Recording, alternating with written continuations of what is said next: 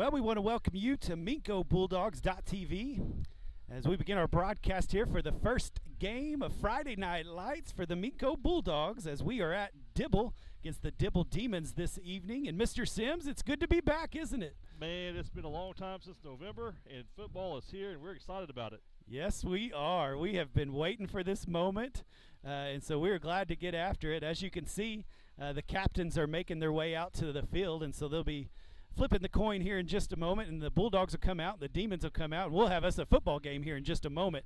But we are excited to watch. We're glad that you have joined us. We're glad that you're watching, and maybe you're watching later, whichever it is. We're glad that you got to jump on with us, enjoy this game with us, and we're excited to see these student athletes get after it for the 2022 season for the Minco Bulldogs. A little bit of change this year. We got a few new coaches, Mr. Sims. We still got the same head coach. The Wardlaws are still here, but we got a few new ones. Would you mind talking about just a couple of our new coaches this year? We do. We'll start with the volunteer. Asher Bodies is a lay assistant. He has a lot to the receiver corps, receiving. Does a great job there. A veteran of the Bulldogs. And then we have Nathan McGregor. Sorry about that. Nathan McGregor is an assistant coach. He's defensive coordinator. I watched the scrimmage last week. Watched for some new and exciting things with the defense. I think we're going to come out in attack mode. He's a high-energy coach, a high-energy person. It's going to be exciting to watch that defense with him at the helm. So it's some changes there. And, of course, Brady Wardlaw, as far as I'm concerned, he is an offensive mastermind. Yeah. It's going to be fun. Yeah, and from the understanding that I have is that quite a few we got a little changes on the offense, a little change on the defense, so it's not going to look like the same Minco Bulldogs you've seen the last few years. No, we lost some great players off the offensive line. All right, we have the national anthem, Yes, so we're going to pause for that.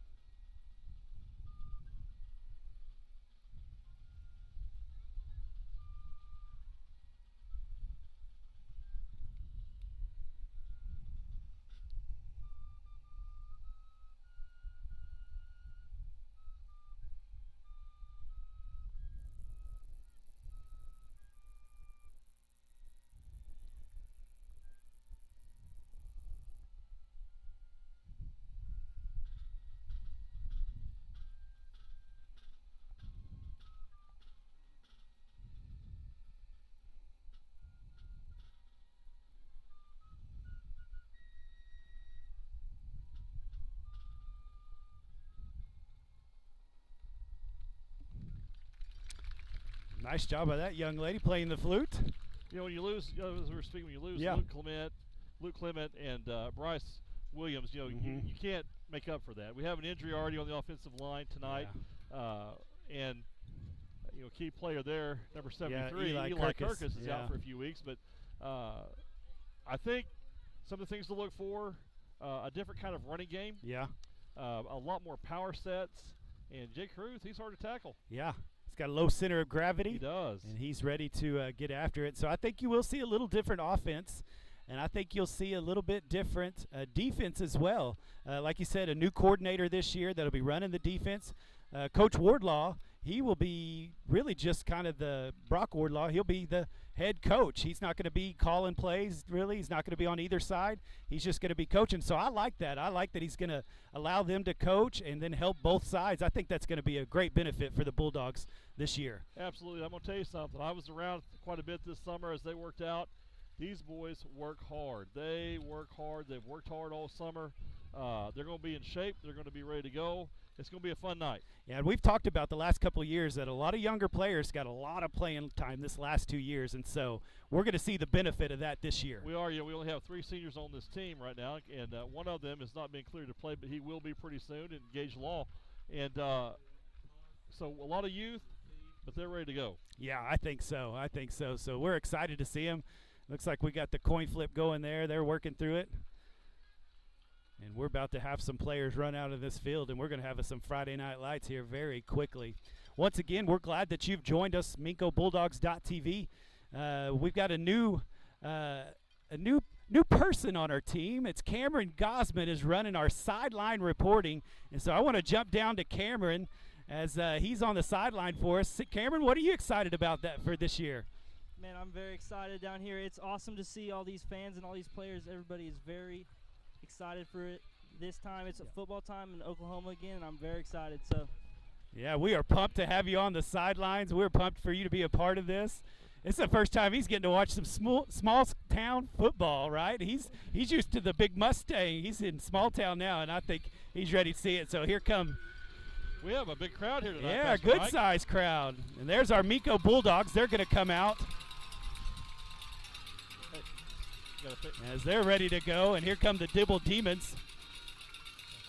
And so we are getting close to some action tonight. And so we do have our new sideline reporter, Cameron Gosman. He's the youth pastor down at First Baptist Church. So he works for me. He works for me.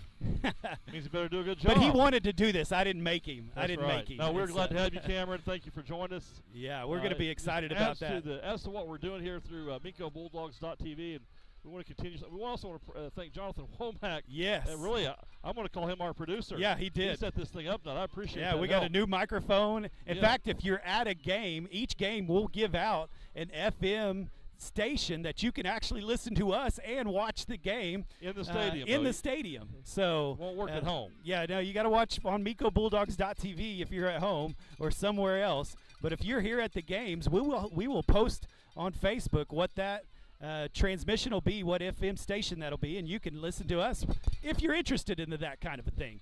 And so you can definitely do that. So it looks like the Bulldogs are going to kick off to start this season. Number 12, Reese Nest. Reese Nest, that's N-E-S-T. Looks like he's going to be kicking off. That's number 12. He's a junior. And Reese came to us from Missouri last year. Came from Missouri, all right. Missouri. Is that how you say it? Missouri. I don't know. That's how Coach Venables of the Oklahoma Sooners. That's right, yeah, that's right. Calls it Missouri. Missouri. Yeah. Sorry, Rodney. Yeah. And so we'll get the game started off. Boy, I'm excited. This is fun stuff. Too. We've been waiting for this for a long time. We're glad that you're here, and here we go. We're going to kick off the 2022 season. Hopefully it's going to be a fun season. We'll go into the playoffs, all of those good things. It's going to be fun. We'll talk more about that here in a little bit. So here comes Mr. Nest as he's going to kick it off for the Bulldogs. Back deep is number 5, Ed Perez, for the Dibble Demons. So here we go, 12 minutes of football for the first quarter. It's going to go down. It's going to bounce off number 20. He's going to pick it up. And he's going to finally be tackled down. That's Nathan Harpole.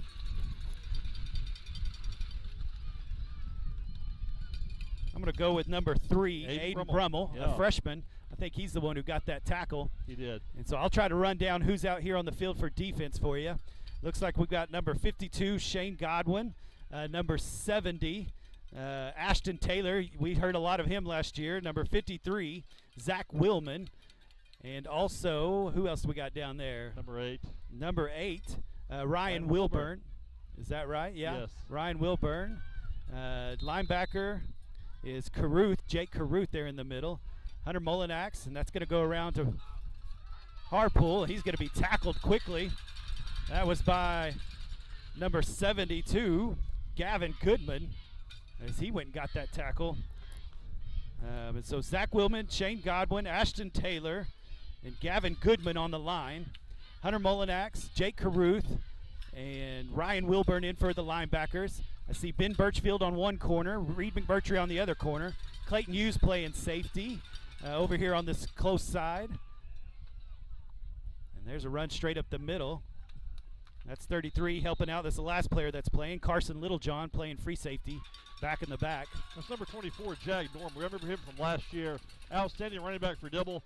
Got to keep our eyes on him all night long. Yeah, he was good last year. Number 24, Jag Norman. And they're going to hand it to him again on third down, and he's going to get it. It looks like it's close. Oh, there's a fumble. Ball. No, yeah. Nope. We're going to call him down. He got pushed short. Back, so he's going to be just a gain of maybe 1. So it's going to be 4th down and 3. That was a strange-looking play. I thought he fumbled, but they just knocked the snot out of him. And they hit him hard. Hit him hard, which is what we thought would happen out of this defense. So Big fourth down right here. Looks like they're going to punt. 4th and 3 from the 37-yard line. I think you probably play a safety situation in your safe mode, but surely they wouldn't go for it here on the 30. No, I wouldn't think so. And so we're going to punt. It looks like we've got Carson who is back there? Is that Carson Littlejohn? Yeah. Carson Littlejohn's going to be returning.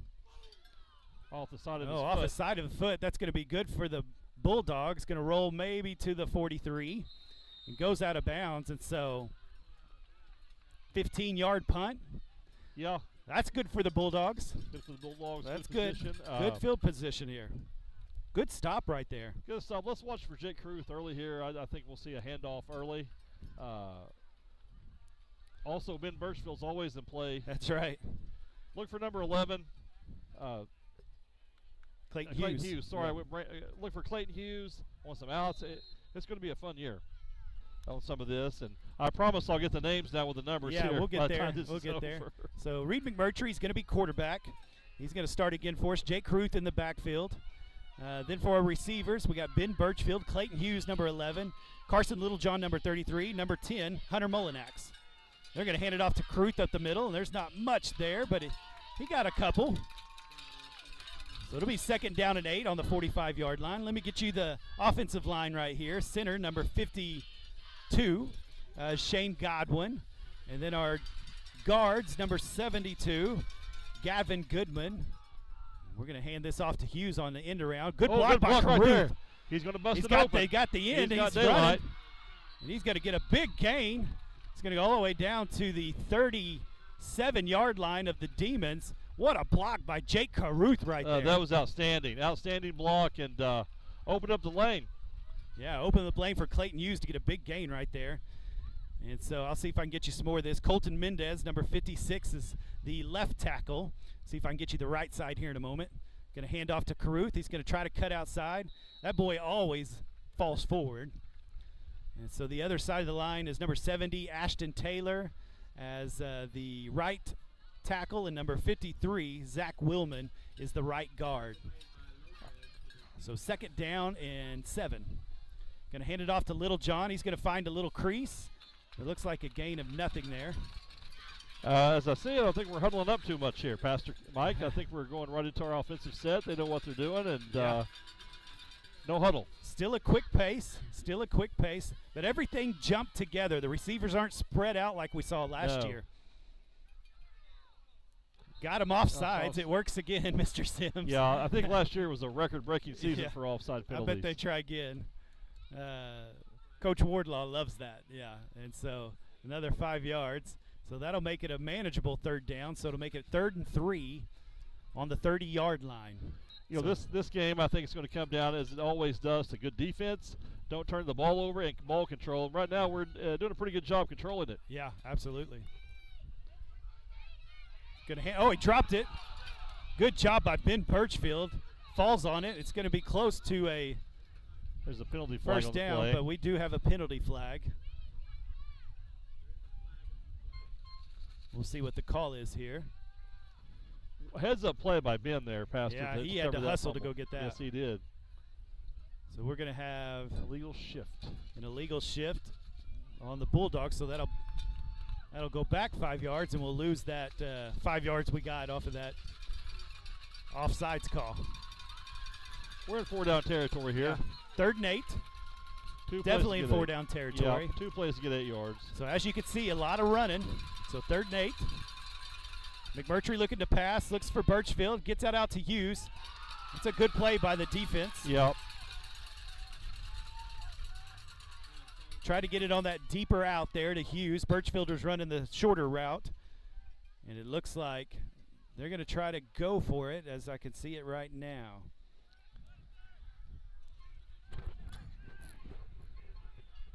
And so we are 4th down and 8. We're going to spread out with our receivers this time. Tried to get the offsides call, didn't work. Going to look for the play, see what he wants. He's going to go into shotgun. Down to about 5 seconds on the play clock. He's going to get it off. He's going to look. He's got him over the middle. Oh! And through the hands of Carson Littlejohn. Yeah. Reed McMurtry threw a bullet as he was knocked down. Hit him right in the hands. Just hit him right in the hands. Just didn't bring it in, but good pass, good play. We'll get that one back. Yeah, we'll get that one back. Well, Cameron, what'd you think on the first two kind of offensive, defensive sets there for the Bulldogs? Man, I think they're doing a great job out there trying to set the tone, but they need to, I can sense a little anxiousness over here. I think they need to calm down, let the plays come to them, be physical, and go to the ball. Yeah, that's a great thought. Yeah, that first game jitters is real deal, isn't it? There's the throw over the middle and off of his hands. Number 14 was on the coverage there. Noah Johnson was a little behind, but good enough defense to knock it down. Dibble's got a little size on their team. Yeah, they've got a little. They always got a little size. They do. They always got a little size. And so I think that's a great point, Cameron, of first game jitters is real deal. That first offensive set, first defensive set, just kind of set the tone. And so we'll see what the Bulldogs come in the second time on defense here. So second down and 10 on the 35-yard line. 8 minutes, 20 seconds. They're going to hand it on an end around. They're going to find the corner. He's going to get himself about 10 yards, maybe 11. Clayton Hughes on the tackle, number 11. Number 8, Ryan Wilburn, was there to help out. But they found the edge there and wasn't able to set the edge. No, they weren't. And that was a really good play by Dibble. They had good blocking, well blocked, good run play. Yeah, got to set that edge. It's got to be the linebacker, the cornerback, the defensive end. Somebody's got to set the edge and turn it back in. So they're going to hand it off up the middle. And he's going to get himself a good little run there. He's going to get about 4 yards and get into the Bulldog territory as they make themselves to the 49-yard line with 8 minutes, 4 seconds left in this first quarter. Norman's a strong kid, a good running back, just north and south runner, and got to really you got to keep your eyes on him, huh? Keep your eyes on him. So another handoff, and it's open again. He's going to get some yards, cuts it outside. Good job by Birchfield. He's going to hang on for dear life. And finally, Noah Johnson gets over there and helps out. That might have been a touchdown-saving tackle by Ben. That was a great job. He really shucked that block and got to that running back, or that would have been a touchdown. So good tackle by Ben Birchfield as he was able to knock you down and save that. But it's another first down. They're going to move the chains second time here on this drive.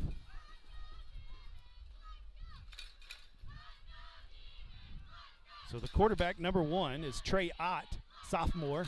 And he's going to look to throw. Birchfield's there. Oh man. Great. He's going to call a penalty, and that's ridiculous. Oh. That can't be no, that's got to be all offensive, if anything.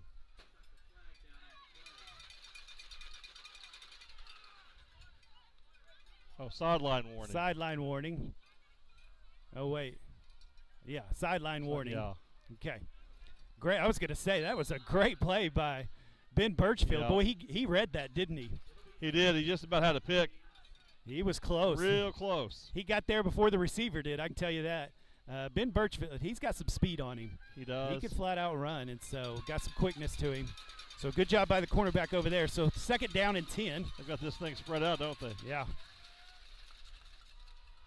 He's going to look to throw again. There's some pressure. Ashton Taylor making him work for it. Oh, going to throw it away. He's going to throw it away. Good job by Ashton Taylor. You'll probably hear us call his name out a lot this year. And so it'll go third down and 10 on the 40-yard line. Close Bulldog to territory. Grounding. Yeah, he got it away. He threw it over by somebody. So 7 minutes, 19 seconds, third down and 10. Good job by Ashton Taylor getting him out of there, making him uncomfortable. Got rid of it way before the play could set up. And so into a big third down right here. Need to stop them. They'll probably go for it, don't you think? I think so. They're in four-down territory, and they'll try I think a pass over the middle right here, or maybe. He's going to look for the pass over the middle, and you called it, and he's got it. Hughes knocks him down about the 10-yard line. Now, Vincent had some success on that play, and got looking in the backfield and went right past him.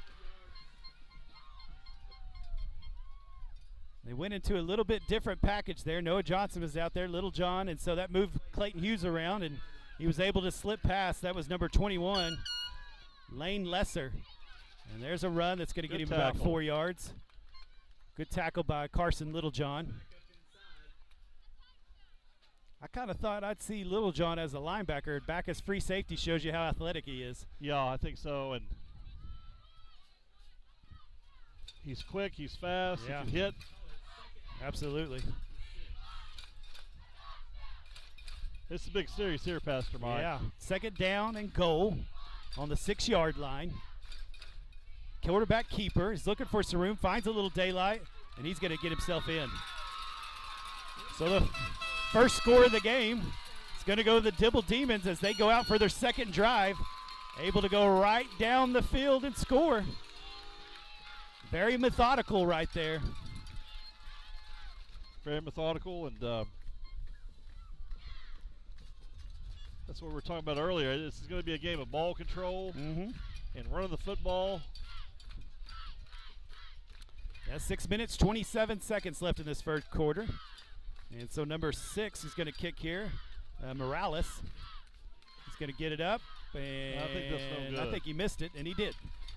And so get a little break there by missing the extra point.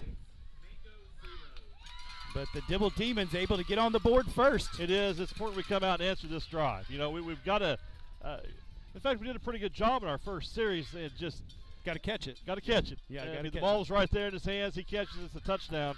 Which yeah. And you come down to the other side here. They went for the same play, and they caught it. They did. So made the big play, was able to score. And so, but first game, first drive, first quarter, those kind of things, got to kind of work things out. And I'm sure they'll kind of work on it. So a great stop on the first drive, but boy, just couldn't get them. They got them to 3rd down a couple times, but couldn't get them off the field. And as Cameron said a while ago, I think they're playing a little tight. They're not playing real loose right now. And I think that'll change as the game goes along, and they'll play a little bit freer. Yeah, if you can get a score here, I think you can kind of loosen it up a little bit. What'd you think there, Cameron, as you saw Dibble kind of run down? Was anything on the defense there you saw they need to kind of clean up? I think on both sides of the ball, we need to control the line better. I think we're getting kind of out-physicaled on the offensive line and the defensive line. Offensive line, give the quarterback and the running back some time to make things happen, and on the defense, give your secondary a little bit of help. Yeah. We're missing Eli a little bit tonight there, and that costly injury this week, but that's the way football goes. Somebody's got to step up. Yeah, it is. You win games in the trenches, that's for sure. You win games in the trenches, and so, yeah, I agree. Got to open up some holes. If we're going to run the ball, got to open up some holes. And if they can't run, it's going to be hard to throw. But if you can run, makes throwing that ball a little bit easier, doesn't it? Yes, it does. That opens it up. So number 6 here is going to kick off. Morales for the Dibble Demons. Back deep is Ben Birchfield. And number 12, Reese Nest, back for the Bulldogs. And they're going to camp out at about the 15-yard line.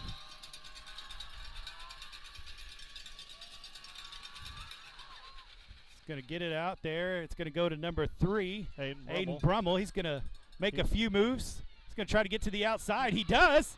And he's going to break it all the way to the 45-yard line, 44-yard line. Nice run by the freshman. Hey, that freshman's got some speed and some power, and that was a great play. And just a little bit more speed there, he would have been broke around that for a score. It was pretty close. Yeah, don't you love it when the freshmen get on the field for their first varsity game, make a play? We're going to be calling Aiden Brummel's name a whole lot throughout the next 4 years. Yeah, you're right. I believe that. A lot of fun. Yeah, he's got some size on him. He's got a lot of growing to do too. And so, but good job by the freshman, making the catch clean, getting it up the field, making a good run. So they'll start at the 43-yard line. And McMurtry. And who do we got at running back? Can't see a number yet. I think that's Noah Johnson. Yeah. And so he's going to get the ball, and he's tackled quick. Man, they were in the backfield a little too fast there. Yeah, as Cameron said, our line has got to take this thing over and do a little bit better job at establishing themselves.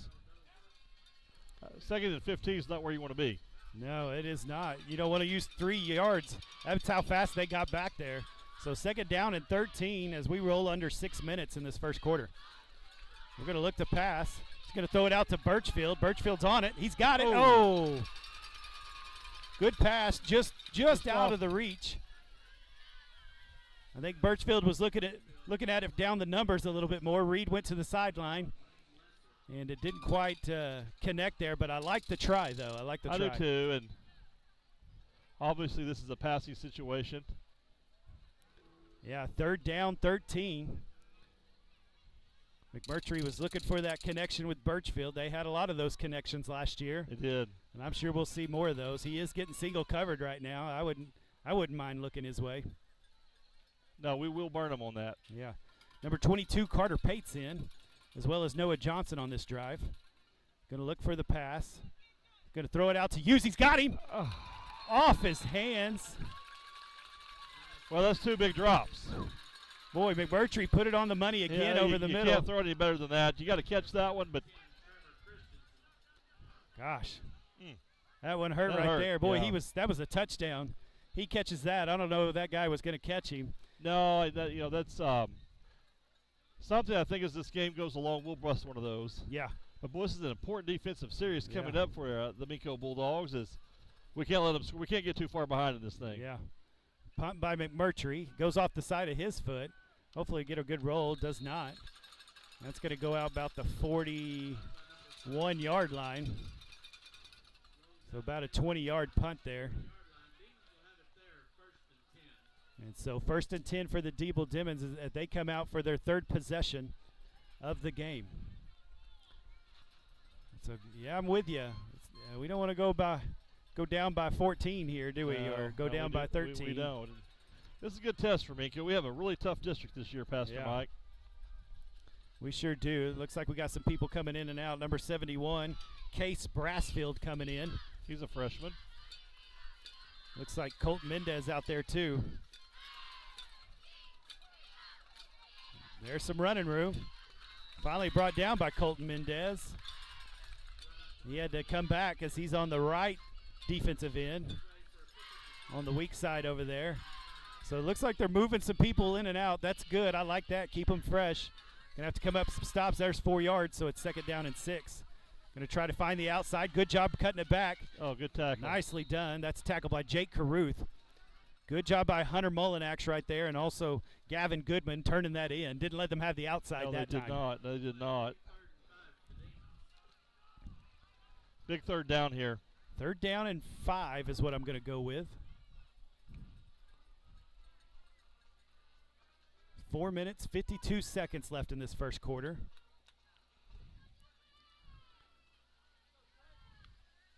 They're going to hand it off up the middle. And the linebacker gets blocked. Little John finally gets a hold of him. Well, the Dibble offensive line is making some room, aren't they? They're making some room, and we have got to get some control of that line. Or it's going to be a long night for us. Looks like we're moving some in and out. Ashton Taylor's in there. Great defensive end. Yeah. Ashton Taylor and Colton Mendez on the ends.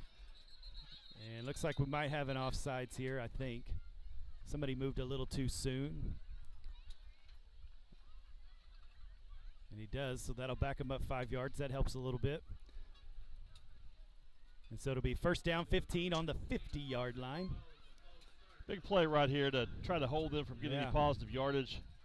Well, Dibble finds a way on 3rd down to get that 1st down. They did that on the last drive a couple times, and here they found themselves doing it again. When you get them into 3rd down, got to get off the field, get your offense out there. So 1st down 15, down to 4 minutes. Going to try to get it around. Got the block. Good tackle by McMurtry. McMurtry. And so he's going to be hurt a little bit. Number 8, Ryan Wilburn got to get to the outside there. He got blocked. Run there is too much. He let that running back get on his outside shoulder and pushed him back in. You can't let him have that outside shoulder. Can't let him have that leverage. But McMurtry, good tackle right there. But they got 8 yards, so 2nd down and 7.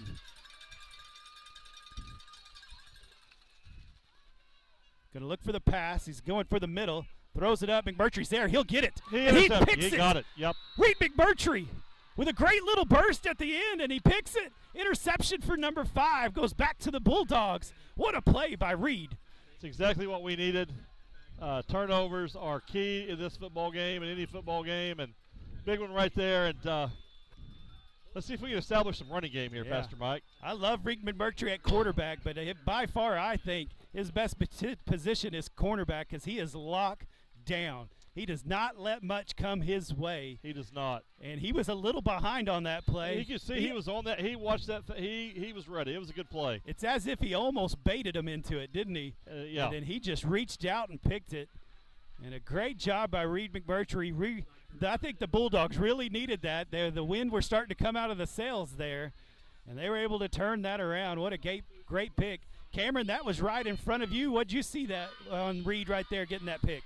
Man, he made a great play on that ball, and I can tell you from right here on the sidelines, it really brought a good vibe back on the sidelines. These guys are excited now. They're ready to get back in there and get this game back in there. Yeah, man, what a pick. I mean, he really reached for that one. That was good. And so Reed McMurtry, so maybe it'll bring a little life into the offensive line. We can get some movement. That's going to be the key, I think. I think look for Ben Birchfield on this drive, too. I think we're going to make a connection there, and it's about that time. It's about time for that to happen. Yeah, for sure. You know they have a good connection. They've always had. They've had that since probably, I don't know, second grade? I think so. And so we'll see what the Bulldogs come up with. We're down to 3 minutes and 20 seconds in this first quarter. Dibble 6, Minco 0. And it'd be nice to see a long drive here. They're going to start on the 16-yard line, so they're way back into Bulldog territory. It looks like they're going to spread out a little bit. Mullinax is going to kind of play a tight end there. Got no way to running back. Little John on the far side. Birchfield Hughes on the near side. Noah Johnson in the backfield. Going to hand it to Johnson. He's got a little room, and he goes straight north and south. Gets him about 3. That's the one thing I remember about Johnson last year was north and south. North and south, he has just enough patience to him to find an opening and explodes. He's kind of deceivingly good. I don't know how to explain that. It's just he watches and goes. Better job by the offensive line there, giving him some room to run. So 2nd down and 6. Reed's going to pull it, go to the other side. He's going to make a move. And he's making some moves. He's going to go all the way down to about the 40. Looks like finally the 39-yard line. That's enough for a first down. I'd like to see more of that. Great read right there by McMurtry. Zach Willman put a good block there on the end, and it gave him that opening, and that was a good run. And Little John had some good blocking down the field, and that's how you get anytime you get a big gain, you know your receivers are blocking out there. That's right. So 1st and 10 on the 39-yard line as we roll down to 2 minutes, 40 seconds. Going to hand it off. It's going to find just a little room. Danced a little, had somebody deep into the backfield, couldn't quite get around him. So he's going to get about 2 yards. So 2nd down and 8. Yeah, you don't want any defensive linemen back in the back. No. And so that, man, it really got to be able to give them just a few seconds to get going. So got to fire off that ball. It's going to pull it. It's going to get it to Birchfield. Oh, off his back shoulder. And we're just not catching it. We're just not catching tonight. And, we've had really, look at it, we're down 6-0. We've dropped 14 points out there, basically, tonight. Yeah, we've definitely, I could think of 4 that should have been caught. Yeah, that's the one that should have been. But yeah, that's on your back shoulder. You got to catch that. Ben Birchfield's good enough to do that. But first game, one of them will take it here in just a moment. But it will happen. McMurtry's putting it on the numbers, I think. Yeah, you can't put it much better. So just got to step up and make a play. He has a rifle of an arm, doesn't he? He does, laser. So 3rd down and 8, down to 2 minutes, 7 seconds. He's going to throw a little screen pass to Little John. He's got some room. He cut it across too far. So he's just going to get maybe 2 yards. It's going to be 4th and 6. Definite punting situation Long here 6. for the Bulldogs. I think they'll have to punt here. He kept going sideways. If he'd have gone north and south, I think he'd have got probably 4 or 5 more yards. I think so, too. He was looking to break a big one, and sometimes you just got to take the yards you're given. That's right. Well, and when you're, 170 pounds, I think use that 170 and go north and south. Yep. Yeah. He's athletic, but go ahead and use your weight. So McMurtry's going to punt. It looks like number 7 back here. Oh. Maddox. Got it away. Good punt. Might roll for us. And they're going to get away from it. That's a good punt. It's going to go all the way down to the 15, it looks like. And a great switch of field position, at least there. Yeah, really good job by McMurtry on a bad snap to not let that ball get around him, get beside him. He handled it and got a really good punt off. Yeah, got a good punt, so that works. Cameron, what do you think for those receivers? What's the key there to come up with some of these catches? I think it's very important to make sure you catch the ball before you start turning upfield. You got to make sure you bring that thing all the way in before you make your next move. I think it's important to think about that. That's kind of what I was thinking. I think their eyes are going up the field before they catch it. Got to look it in, look it all the way in, and then go make your moves. So maybe they can turn that around. So here we go. 1:13 left in this first quarter. They're going to hand it off. He's going to try to cut outside. That's number 70. Ashton Taylor quickly gets back there and gets the tackle. We do see a flag. Might be a hold, but I'm not sure. Could be a face mask. I don't know. We'll see what Mr. Referee says, and it is going to be a hold on the offense. I bet they take that, don't you think? I think so. Yeah, they're going to move them back 10 yards, or maybe half. And so back to the 8-yard line. So it'll make it first and, I think, 18. You know, one thing, Pastor Mike, about these Minco Dibble games to start the year, they're always close. Yeah. There are no runaways, and it's two really well-coached football teams. We're seeing that again tonight. Yeah. Yeah, we do see that every year, don't we? We do. It's close. Yeah. That was a big penalty. Yeah, first down, 18. He's going to look to throw. Taylor catching him. Threw it away. Oh, yeah! Mullinax right through his hands. Ashton Taylor almost had a safety. And Hunter Mullinax was right there in his hands and didn't come up with it. Man. We got to get on the sideline, start catching some balls, maybe practice. You stick him illegal? Well, second down and 8. Boy, Ashton Taylor was on him in a hurry, wasn't he? Yeah. That was a good play by Ashton, and I thought we had a pick, Pastor Mike. I did too. It's good to see you're in fine form, Mr. Sins. We already see you rooting up here. Yeah, I'm a homer. So handoff up the middle. There's big number 52. That's Shane Godwin. Puts a hurt on him, and they don't go anywhere. And we'll have third down and 15 from the 11. Carter Pate assist there. Good hit by Carter Pate. Yeah. Good job there in the middle by the defensive line. That's what you want to see. And so third down and long. Carter Pate's grandparents, Gary and Lisa King, are listening in Eakley, Oklahoma tonight. All right. Bigger in Eakley. All right. So, hi, Lisa and Gary. Yeah. Well, we're down to 12 seconds. I think we're going to run this thing out. The play clock is a little behind the game clock, so this will be the end of the first quarter. So the Dibble Demons, 6. Your Minco Bulldogs, 0. And that's been the tale of the first quarter. And so as we kind of talk about that first quarter, what do you think it kind of comes down to as we look at that first quarter? What do you think on defense, some of the things might need to work on? Well, we got to watch that out pattern in the middle. I mean, just the little slant cover, whatever it was. Yeah. And number 21 gets behind you, you're in trouble because you don't catch it. I think the biggest thing here, we got to catch the football. Yeah. I think that's the story of the ball game so far. I think that will correct itself. Yeah.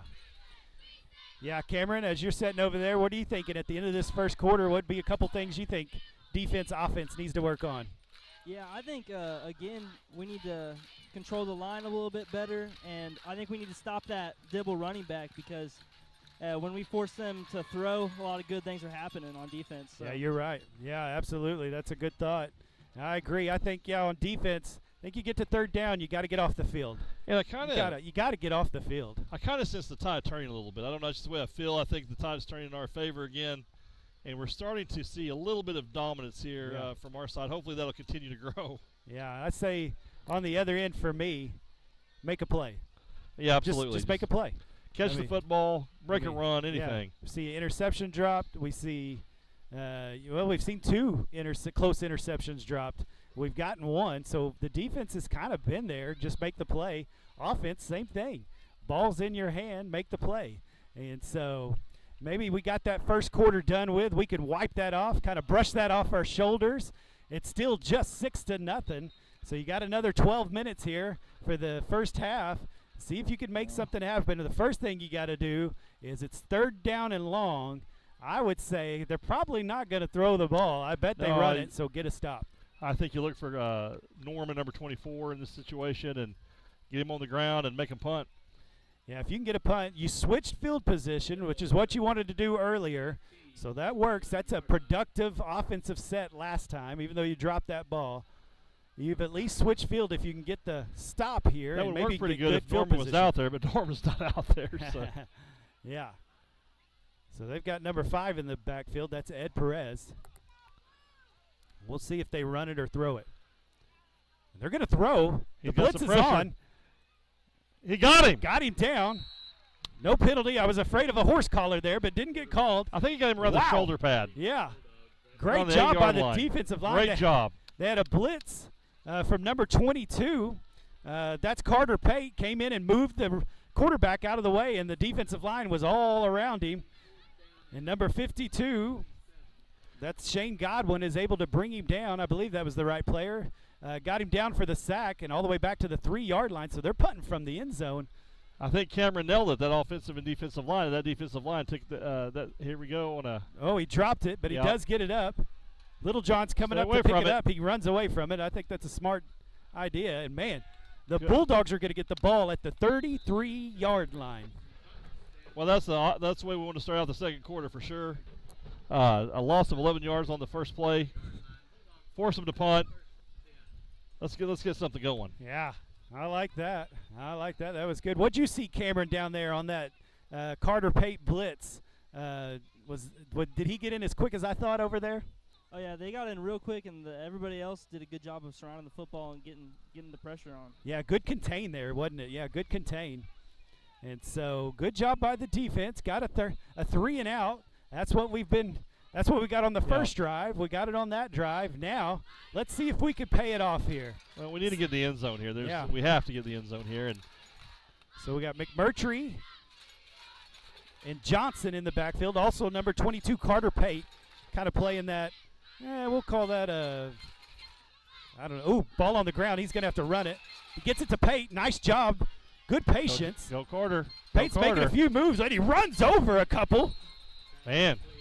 And he gets down to about the 15-yard line. Carter Pate's is a flag. Kid. I wonder what this flag is.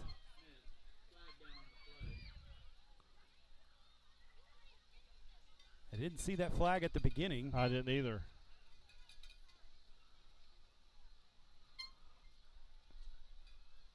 No flag. They're going to wave it off. So I don't know what it was for, but it's nothing in the playbook. And so, man, what a good job by McMurtry, how patient he was while that ball was on the ground. He was. He didn't panic. What a play by Pate. Speed and strength exhibited right there. Yeah. McMurtry took his time, picked the ball up, knew where he could go, got it to Pate, and Pate just decided he was going to run over half the Demon defense and got himself down to the 15-yard line. So first down on the 15. Going to hand it off to Johnson. He's got some room. I believe he's going to get there. Touchdown, Bulldogs! Noah Johnson. Huge hole by the offensive line, and the Bulldogs are on the scoreboard. Well, you know, the late first quarter, you can kind of feel that tide turning a little bit. We got to keep this thing going, but Bulldogs seem to be in control right now. Great job by the offensive line, man. It was like the sea parted for him, didn't it? It did. It was an impressive run, and he finds the hole and goes. He doesn't mess around. I think you could have drove a bus through that right there, man. That was a big old hole, and he was able to get through. And so, looks like number 18's out here to kick for us. That's Landon McMahon, a big freshman. Kick. And that's going to be good.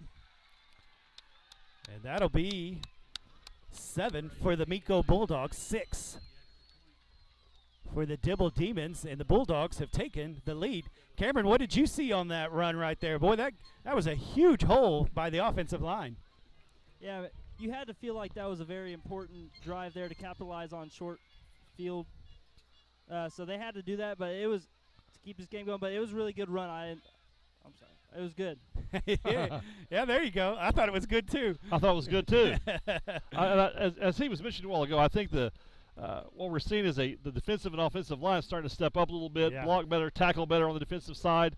let's see what happens here on this drive by the Dibble Demons. Yeah, kind of started with the McMurtry interception. I remember Cameron saying, man, they really kind of got their heads up, got excited. Ended up kind of driving the ball, switching field position. Defense finally got a 3 and out, made some good plays for losses, tackle for losses. And then all of a sudden we find ourselves in the end zone, and we've got the lead with 10 minutes and 44 seconds left in this first half. And the Minco Bulldogs 7, Dibble Demons 6. Boy, this is fun, isn't it? It's fun. Because we're up by 1. Yeah, that's right. We got more fun, didn't it? Hey, I tell you what, it's impressive to see the crowd. I want to point out the band. Our band numbers are great. Yeah. Our band kind of doubled in size. We were really small last year. I think we have about 25 members. New band director Robert Hollett. They sound good over there. They look good. I'm glad they're here. Yeah, it's good. Hey, just to give you an update, the Minco Lady Bulldogs from softball played 2 tough games today. Went over to Lindsay. They played the Bing Pirates. They also played the Elgin Owls. Able to come up with 2 big wins with bigger teams. I'm telling you, that's a heck of a team. Yeah, they were down to Elgin 2-0, bottom of the 7th, scored 3 runs. So that's the way to do it. Yeah, and then the other game, as they played, they were tied 1-1, went into extra innings there. So the international tiebreaker, as they have to play it that way, and scored 6 and to win it 7-1 in the other game. So those young ladies, ladies and gentlemen, if you can, you need to go watch them play because they're good. They're fun to watch. Jason Little's doing a tremendous job. I wouldn't be surprised if we have some playoff games at home. You won't want to miss those. No, and I'm hoping we're in the Hall of Fame Stadium in October again. I think we'll make a run. So Reese Ness to kick. Good kick. Going to get it down the field. It's going to lay down at the 20. It's picked up. There's Carter Pate. Carter Pate. Knocks him down. Ball comes out, but he was tackled first. And also number 32, Sebastian Valdez, one of those. Both nicely done there, getting down. Good kick by our kicker, Nest. Carter plays with kind of a reckless abandon. I mean, he just goes and flies around. He's not afraid. He's a good football player. Yeah, it's almost as if he sniffs out contact, doesn't he? He does. He likes that. I know his grandmother pretty well. I think he gets it from his grandma. I'm not so? sure, but yeah. I think so. That's good. That's good. His grandmother was the elementary principal at Bingaroni when I was the high school principal. So I've known her for a long time. Were you scared a little? Was there a little fear? Not a little. No, Lisa's great. And so they're going to look to throw the ball. He's going to get hit again. There's number 72, nicely done by Gavin Goodman. And he's going to drop him for a no gain, if not a little bit. I would give him a sack maybe. Yeah, I'd give him a little bit of a sack there. And that good play by Gavin. Good job by the ends again. So that's Ashton Taylor. And also number 72, Gavin Goodman on the ends. Boy, they were coming after him. I'll tell you what, if you just get a couple of defenders that can disrupt, it takes that focus away from some other interior linemen. But this is what we're seeing. It's great. That's right. 2nd down and 10. 10 minutes left in this first half. They're going to hand it off. Good job there. Closed it up quickly. And number 52 on that tackle, that's Shane Godwin. Good job by number 8, Ryan Wilburn. He was able to keep that from going to the outside, made him cut in, and there was some big boys ready to handle him. Ryan has some quickness about him and some speed, and he made some use some speed on that play. Yeah. So he's going to go out. Pate's going to come back in. I like to see that we're rotating about 15, 16 players here that are getting some playing time, maybe 17 or 18. So it's not just 11 that are playing. They're getting some breaks in there, and I like that. That's going to help us in the second half. So 3rd and 9. I really don't know where they got the extra yard at. I don't either. I think that's going to be a delay of game, so we're going to back them up. And it is a delay of game. So back them up 5 yards, and it's going to turn into a 3rd and 14. We kind of have Dibble out of sorts right now. We need to really step our feet on their throats a little bit and yeah, and go for it. And yeah, they're kind of on their heels, aren't they? They are. You can sense it and see it and feel it. So it looks like the coach is going to take a timeout to discuss it. I agree. I think they're on their heels a little bit. And so the tides turn just a little bit towards the Bulldogs, but still got to get off on 3rd down. Got to get off the field. You can't allow them to get something up the middle here. They've done that before. And so if we can go back to the Lady Bulldogs, I agree. I think we'll get a home playoff game or two. Oh, absolutely. And because they are really, really good. And I think I'm with you. I would be surprised not to see them going to state maybe. And so if you go out and watch them from top to bottom, they're even got their 10th best player, the 11th best. They're good on the bench too. Oh, they are. They have so much speed. They just when they get on base, it's pretty impressive to watch. They don't play around. They got a lot of speed and they're a lot of power. They're hitting it over the fence too. Yeah, they are. I think we had 4 home runs yesterday at Frederick, 4 or 5. It's pretty impressive.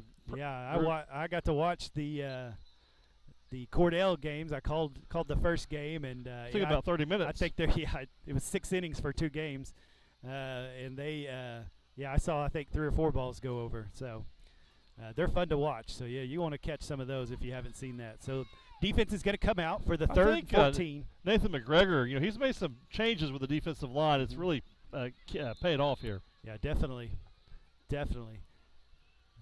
And so kind of having a dime package here. And so they're going to look to throw. He's going to throw it inside. Birchfield's there. Oh, good hit. Just good coverage. Gets him down at the 24-yard line. Good job by Birchfield just keeping him in front of him. That was just a good football tackle there. Kept him right in front of him, was able to knock him down.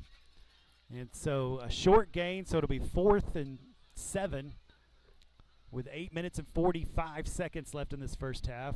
And they're going to punt. Carson Littlejohn back. And so he's going to set up about the 50. Haven't really had a good punt yet from Dibble, so he's pretty close. Going to get that off the side of his foot. Didn't get another one either. And so that's going to roll down to about the 42. And that'll be it at the 42-yard line. And so we got 8 minutes and 20 seconds. And the Bulldog offense is going to come out. Hopefully they can continue on with the momentum they got off that last drive. I think so, and I think we'll try to run the football here in this first play. Well, I wouldn't be mad at throwing one deep right here I wouldn't either. I see Ben over on the sideline. Yeah. And so we'll see what the Bulldogs come up with here. So Johnson and McMurtry in the backfield. Pate's going to be out there again, kind of that H-back is what I'll call it. Watch for Carson, a little slant to the inside here. Yeah, we've also got Hughes, Littlejohn, and Mullinax out here for receivers. Ball on the ground. He's going to hand it off to Johnson, and he is met by a linebacker. That's number 52. And that is Hudson Long. And that's going to be a 2-yard loss. And it'll be 2nd down and 12. That play just didn't develop too well. Yeah. Well, the defensive lineman ate up all the offensive linemen. That linebacker was free to run in. But that ball on the ground doesn't help. So misread right there. Going to throw it over. Oh, he got him. He's got it. And he's going to get down to the 35-yard line. And there's a laser from Reed McMurtry to Carter Pate, number 22, all the way down to the 34. That'll be a first down. Boy, that was a quick play, wasn't it? It was a quick play and misread on the handoff. But I've really been impressed with Reed tonight, how he's handled situations. Yeah, he has just stayed cool, calm, and collected and been able to make the plays here in the second quarter. So first down and 10 on the 34 of the Demon side of the field. Got up the middle. Oh, almost had it. Number 70 grabbed a hold of him. That's Cameron Ott. He's a freshman, was able to bring him down. That snap, do you notice how slow the snap's getting back there? Yep. I think that's causing a little bit of disruption for the line because it's taken so long to get back there. I think going to have to get it back there a little quicker. A little quicker would help a lot. It's the little things sometimes. It's the little things. Snap that ball back there. You're allowing just a little extra time for that defense to win. 2nd down and 10. Drew him offside. Drew him offside for the second time, I believe. Oh, no, going to call false start. Somebody moved. And so that'll back us up 5. Not the way we want that to go. It would have worked, but somebody must have moved just a little bit. And so that'll make it 2nd down and 15. 2nd down, 15. See what we come up with here. We got Mullinax, Hughes, Littlejohn as receivers. Johnson and Pate in the backfield with McMurtry. He's going to hand it off. He's got a little more room that time. Going to get him about 4. Oh. Keeps rolling. Gets him about does. 5, doesn't he? We'll give him 4. So it'll be 3rd down and 11. 3rd and long here. 2 plays to make this. I think we're in 4-down territory. Agree. 6 minutes, 30 seconds left in this first half. See if you can get something going here. The pass game, McMurtry's been on. Birchfield staying on the sideline, getting a breather here. So 3rd down, short 11. He's going to look out Hughes' way. Not there. He's going to cut it up. What a move. What he's going to make a miss, and here comes his speed. And he's going to get around all the way down to the 22-yard line. It's going to be enough for a first down, I believe. But there is a penalty. Dadgummit. I see Mendez's helmet ripped off. So maybe it got pulled off. So we'll see what happens here. Great job by McMurtry. Once again, cool, calm, and collected. That direction of where that play that happened to Menendez. So hopefully it's a penalty against Dibble. He's staying on the field, so I would think that's a personal foul, maybe hands to the face. Yeah, personal foul. Half the distance to the goal. And so that's gonna be added on to the end of the run.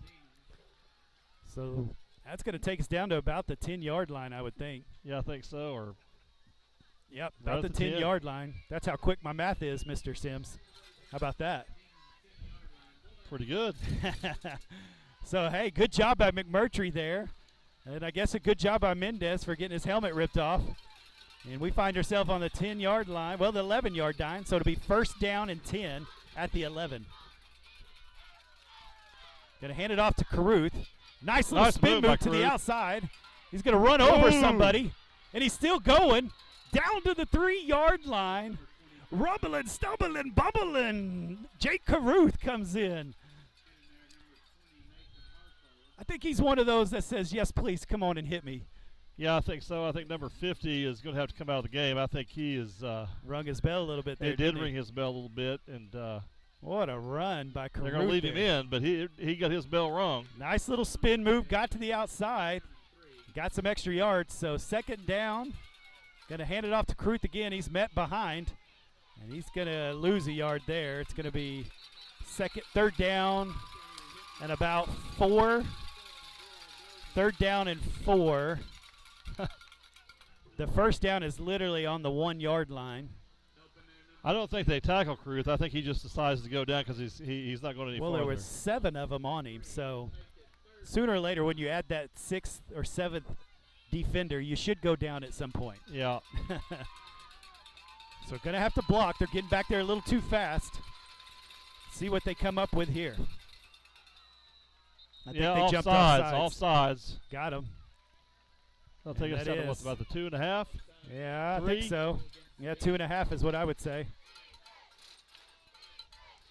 So it'll be 3rd down and 2 yards. We'll say 2 yards. A long 1, short 2. We're down to 4 minutes and 43 seconds left in this first half. So 3rd and 2. McMurtry's going to keep it. Let's see if he can find something. He does. And he makes his way in. That's a Bulldog touchdown. Reed McMurtry with a quarterback keeper. He's going to put 6 more on the board for the Minco Bulldogs. I see a lot of Dibble Demons with their hands on their hips. They're tired. They're wore down, and that's where we want them. Yeah, good job. I like this little move. That's a move on offense. We didn't do that much last year. We just let Reed McMurtry run with the ball as quarterback, and that has worked every time so far. So Landon McMahon is up. He's going to get it up. Nice kick. I think he missed it, though, and he did. Just off to the right. So that's going to make it 13 for the Minco Bulldogs, 6 for the Dibble Demons. We've got a touchdown lead. And, boy, that feels good to punch that in, doesn't it? Boy, it does. I think we have control established. We have to keep control established, but I think we've established it. Just keep it going. Yeah. And it starts at the line. Cameron's right about that. Yeah. Hey, Cameron, what did you kind of see on that goal line play there? Do you like seeing McMurtry running that ball there? Man, I loved it. I think something that they've done really good in this second quarter is they're a whole different team when it comes to physicality. They've been really physical, blocking hard, tackling hard, and they've been really good about their physicality in the second quarter. Yeah, they've amped it up a little bit, haven't they? I agree. They've amped it up a little bit. So 4 minutes, 32 seconds left in this first half. The Bulldogs take the lead. They extended a little bit more, 13-6. And so they have owned the second quarter as they've scored 13 unanswered. Dibble got theirs in the first quarter, and it's been a little while since Dibble's been able to do anything on the offensive side. And we'll see if we can continue that trend for the Bulldog defense. And they can get another stop here, maybe. If you can get a stop, a 3 and out, you might get a chance to score again. Yeah. If not, at least run this clock down. It would be good to score. We get the second half kickoff as we kicked off to start the game. That's so true. This could be a 2 scores right here. Yeah, it could work out in your favor here. Yeah. The clock might be on your side here. Sometimes I can't say what I want to say. Reese Nest is going to kick off again for the Bulldogs. He's done a good job at that, Pastor Mike. Done a pretty good job tonight. I've liked where he's kicking it. Last year we kicked a lot just out of bounds and taken at the 40-yard line, but better field position as our special teams, which is always an aspect of the game we don't talk about enough probably, but special teams is doing a good job here. We'll see if he can do it again. And another good that's kick. A nice kick. Going to get it down to about the 20 again, and they're going to try to pick it up. And there's Hughes with a hit. And then number 3 tries to help out, and he's still going. Man.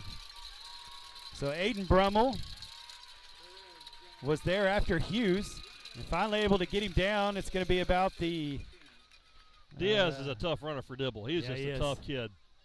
Yeah, he got moving forward there, and Brummel looked like he was trying to suplex him, but he's just a freshman. I don't think you can suplex yet. I think you can do that when you get to a junior year. I think so. Yeah.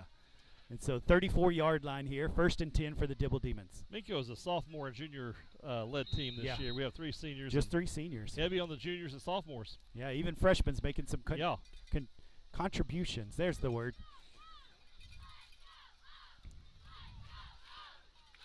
So we'll see what happens here. They're going to hand it off the middle. It's plugged up pretty well. Nicely done. Brought down by number 72. That's Gavin Goodman. 53 was there as well. Zach Willman, Shane Godwin doing a good job. And so good job by the defensive line. They're not allowing that hole to open up right now. No, they're not. And that's key. Yeah, they were kind of getting pushed side to side earlier in the first quarter, but this second quarter they have fixed that. I think we have all 3 timeouts left, Pastor Mike. If we're able to get the ball back, have a little bit of clock, we have a chance. I agree. But definitely have to make the stops. Dibble's used 2 timeouts, so they're going to hand it off. There's number nice 72, Gavin Goodman. Once again. He has a lot of explosion off that defensive end position. He is doing great, and he's just mowing them down over there on the weak side of the field. Big play. As he takes it down, it'll be 3rd and 10 with 3 minutes and 25 seconds left. Can save all the timeouts maybe here for your offense. But, man, defensive line is winning the second quarter. They are. So they're going to look to pass. The secondary's done pretty well this evening, just really 1 mishap. Taylor got off quickly. There you go. He's going to throw it over the middle. There's Birchfield. Oh, good job, Ben. He was open. That was number 7, Austin Maddox. He slipped away from Little John. He was wide open. Birchfield was covering his man and just got his eyes on the ball, was able to knock it down. What a play by Birchfield. That was a great play by Birchfield, and exactly what we needed was a stop of the clock, too, on third down. And so punting situation. We can have a little bit of separation right here, Pastor Mike. Yeah, if he didn't get a hand on that ball, that's 6. I mean, there was nobody back there behind him. So miss coverage there, but Birchfield with his athleticism makes up for it. And they're going to punt the ball away. And there was some kind of penalty. I'm going to go with offsides. It looks like that's what it is. Well, that helps. Moving on back another 5 yards. So that'll make it 4th down and 15. We were right at 2 minutes, 59 seconds left in this first half. Plenty of time for a score. Yeah, especially with all 3 timeouts. Yeah. I want to say thank you to Riley White for filming for us tonight. Yeah, she's doing a good job. She is doing a great job. Doing a good job. Appreciate That's her. Riley, Ryle, if you wanted to know at home, if you didn't know that. And here comes the punt. There's a better punt. A boom. Letting it go. And that's going to get down to about the 34-yard line of the Bulldogs. So got a little ways to go, but pretty decent field possession. 2 minutes, 46 seconds. And we'll see what the offense can come up with right here. Cameron, what are you thinking on this offense with 2 minutes, 46 seconds? What do you think we're kind of looking for? You think that kind of hurry up, or what do you do here? Yeah, I think a good mix of running the ball and spreading the field out, kind of hurrying up, and I think really the little things like catching the ball is really what we're looking for here. Yeah, that would do it. That would go a long ways, wouldn't it? That would go a long ways. I agree. And looks like did Dibble call their last time out there? I believe they did, or it's a water break maybe. And so we'll kind of set this up for you. It's going to be 1st and 10. Well, it's gone. As the sun's gone down, it's gone from hot to pretty bearable. It's not too bad. Yeah. It was hot up here in this press box for a little while. Yeah, it was. We're right on top of the press box. We don't have an air conditioned booth here, do we? And so, but no, the sun's going down. It's starting to feel a little better. And so 1st and 10, 2 minutes, 46 seconds. Got all 3 timeouts. I think you could be methodical here. I think you can kind of mix it up, run pass. I kind of like the ball in McMurtry's hand. Let him kind of figure out what he wants to do. If he wants to take off, go. If he wants to throw the ball, throw. And so I'd like to see him with the ball a few times, making that decision because, he is making good decisions this evening. And so it looks like we're going to have Hughes and Mullinax on this side. Birchfield on the strong side. Pate at that H-back. Johnson running back, McMurtry quarterback. And here we go. Dibble's going to blitz. He's going to chunk it out to Birchfield. He's open. He got it. And it's a catch. All the way down to the 32-yard line. And McMurtry and the Birchfield connection finally happens here in this first game for a big gain. And go all the way down the field. Birchfield had him beat. McMurtry just chunked it out there, and Birchfield made sure to come down with that one this time. You knew that was going to happen eventually, and what a good time for that to happen. Looking to throw again, going to Hughes. That's an interception. Yeah, not a good pass. Good tackle by Mullinax. I think there was some miscommunication on that play. It had to be. I don't know if the route was cut in a little too far or if he didn't really go the direction he went, but McMurtry went over Clayton Hughes' head. And, boy, it just didn't work out there, man. Good catch by Birchfield. It was a good blitz pickup by the offensive line. And then you come back in the next play there, and they pick it off. Big play by Dibble. It was. That was, like you said, you go score there, you get the ball back at kickoff, and, gosh, 2 minutes, 26 seconds. And they're going to want to look to throw. Got him down the sidelines. Hughes is trying. And he lets him have it. And that's a touchdown. Number 21, Lane Lesser again. Well, typically, bad things lead to bad things, or if you're Dibble, good things lead to good things. And that turnover proved to be very costly. And so Dibble gets a touchdown on the board. Makes it 13-12. And they're going to come out. I kind of wonder if they're going to go for 2 here. Got behind him, and then he tried to push him instead of tackling his legs and just let him go down the field. Got to clean that up. You can't let people get behind you. If you're even, you're leaving. And so it looks like they're going to go for the extra point here. They missed wide right last time. Bad snap, bad hold. Ball's on the ground, and they're going to cover it up. And so once again, 13-12, a 1-point lead. We got it right. The thing about it is, as painful as that is, there's still plenty of time with 3 timeouts to get another score here. Just can't have a turnover. Yeah. And so 13-12.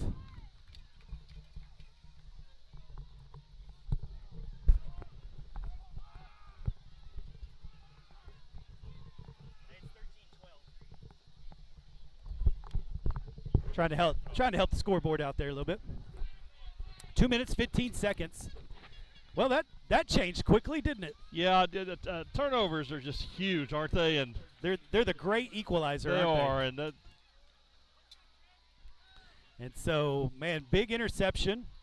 And as they get the big interception, that's what you usually do after a big play like that. You go ahead and see what you can get. You chunk it deep. Absolutely. That's very common, and that's a pretty good throw by the Dibble quarterback. And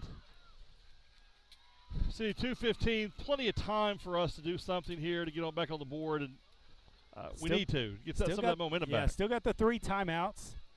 And throw it up to Birchfield again. Let's see what happens, right? Yeah. And so, well, back to a close game. I got a feeling, folks, all season long, you're going to see good games. I don't know how many games we're going to play that's going to be lopsided one way or the other. A couple,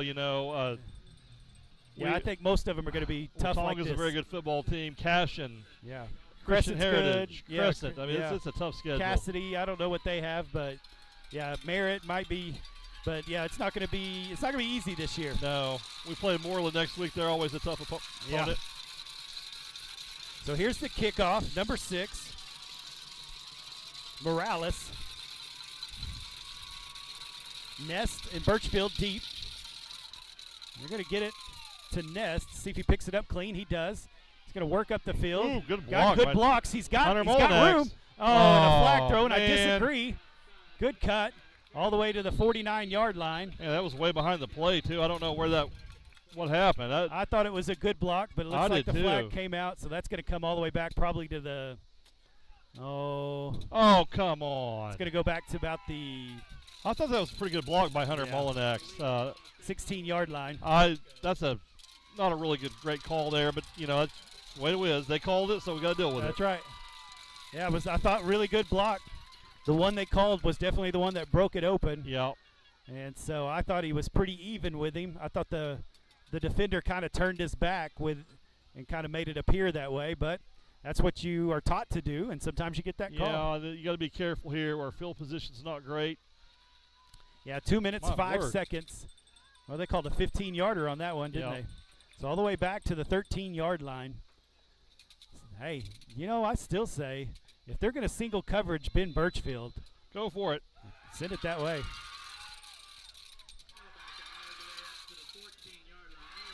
So it looks like we've got number 10, Hunter Molinax, number 3, Aiden Brummel, 11, Clayton Hughes, Ben Birchfield as receivers. We're going to hand it off to Johnson. He's got some room. He's going to pound it ahead. He's going to get about 15. That was just a tough run. 14 yards, I believe. We got so the clock stops at every first down until the chains are set. So you got a little time that you don't have to call a timeout. So down to a minute 55, clock runs. First down and 10. Opens up the field for you a little bit. Yep. Going to fake it. McMurtry keeps it. It's going to fake the pass. And he's going to be dragged down about 5 yards. He's going to call a timeout at minute 41. So it'll be second down and 5. Maybe second down and 4 there. I like that option for McMurtry. He can pass it or he can run it. He chose to run that time. Got 6 yards. And so a minute 41. You still got 2 timeouts. But you are going to have to get some big chunks if you're going to score here. Yeah, I think so. And second manageable here. Look for Ben Birchfield or Clayton Hughes to. I wouldn't mind Aiden Brummel too. I'd like to see that freshman get the ball a little bit.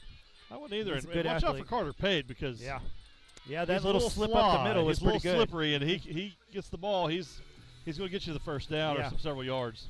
Yeah, I think I'm very comfortable if I'm Coach Wardlaw putting the ball in McMurtry's hand and let him decide what to do. He did have that pick. I think there was a miscommunication. I think there's some miscommunication between too. Hughes and McMurtry there. It didn't quite work out. And so that happens on the first game. Yep. That'll happen sometimes, but I would trust McMurtry more oftentimes than not. And so once again, we got Molinax and Brummel here close to you, number 10 and 3. Clayton Hughes, Ben Birchfield on the other side. Johnson is the running back with the McMurtry. Offensive line has been given McMurtry time. Hughes in motion. Going to look to Birchfield and through his hands. just have struggled catching tonight. It was a little high, but still in his hands. Yep. And so that'll be incomplete. That will stop the clock. So it'll be 3rd and 5. I'll go 3rd and 5 with 1:36 left in this first half. Well, what is that? Like 6 drops? Yes, it has to be. It's got to be 5, 6 drops, man. They've been in their hands. And so really need to get a first down here. yeah, his completion percentage won't look great, but I wouldn't blame McMurtry too much on that. No. Oh, a sidearm to Hughes. That's a good block. He's going to get the sideline, get to the sideline. He didn't. And so he gets all the way up to the 48-yard line. That'll be a first down. Clock stops as they reset the chains. Got to try to get this thing deep. Got 1:28. Good. Did you see that throw? He sidearmed that thing to get around it. And a good play by Clayton. Little Aaron Rodgers, little Aaron Rodgers out there. That was good by McMurtry. So 1:20. Clock's running. He's looking for Brummel. Oh.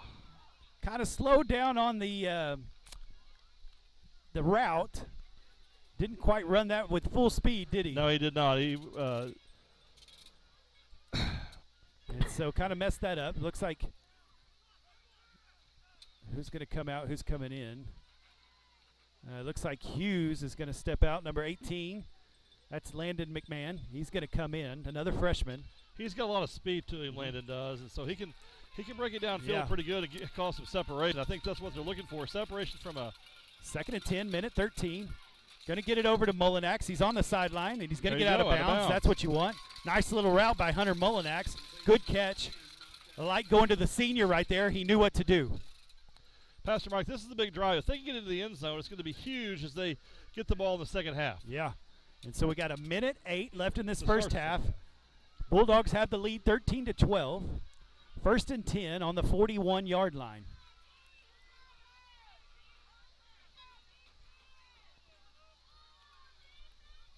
Going to hand it off. Oh, he barely gets through.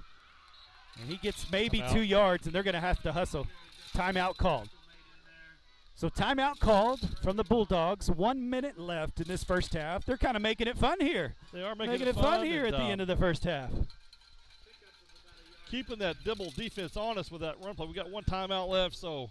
Yeah, as I'm looking at the Dibble defense, there's a lot of guys leaning over. Yeah, they are. They're getting wore out. I don't think they're moving players in and out like the Bulldogs are. No. I think we're probably up to about 20, 21 players that have played in this game. That's why it's so important for us to get a score here, if at all possible, in the last minute of the half, because we're in better shape.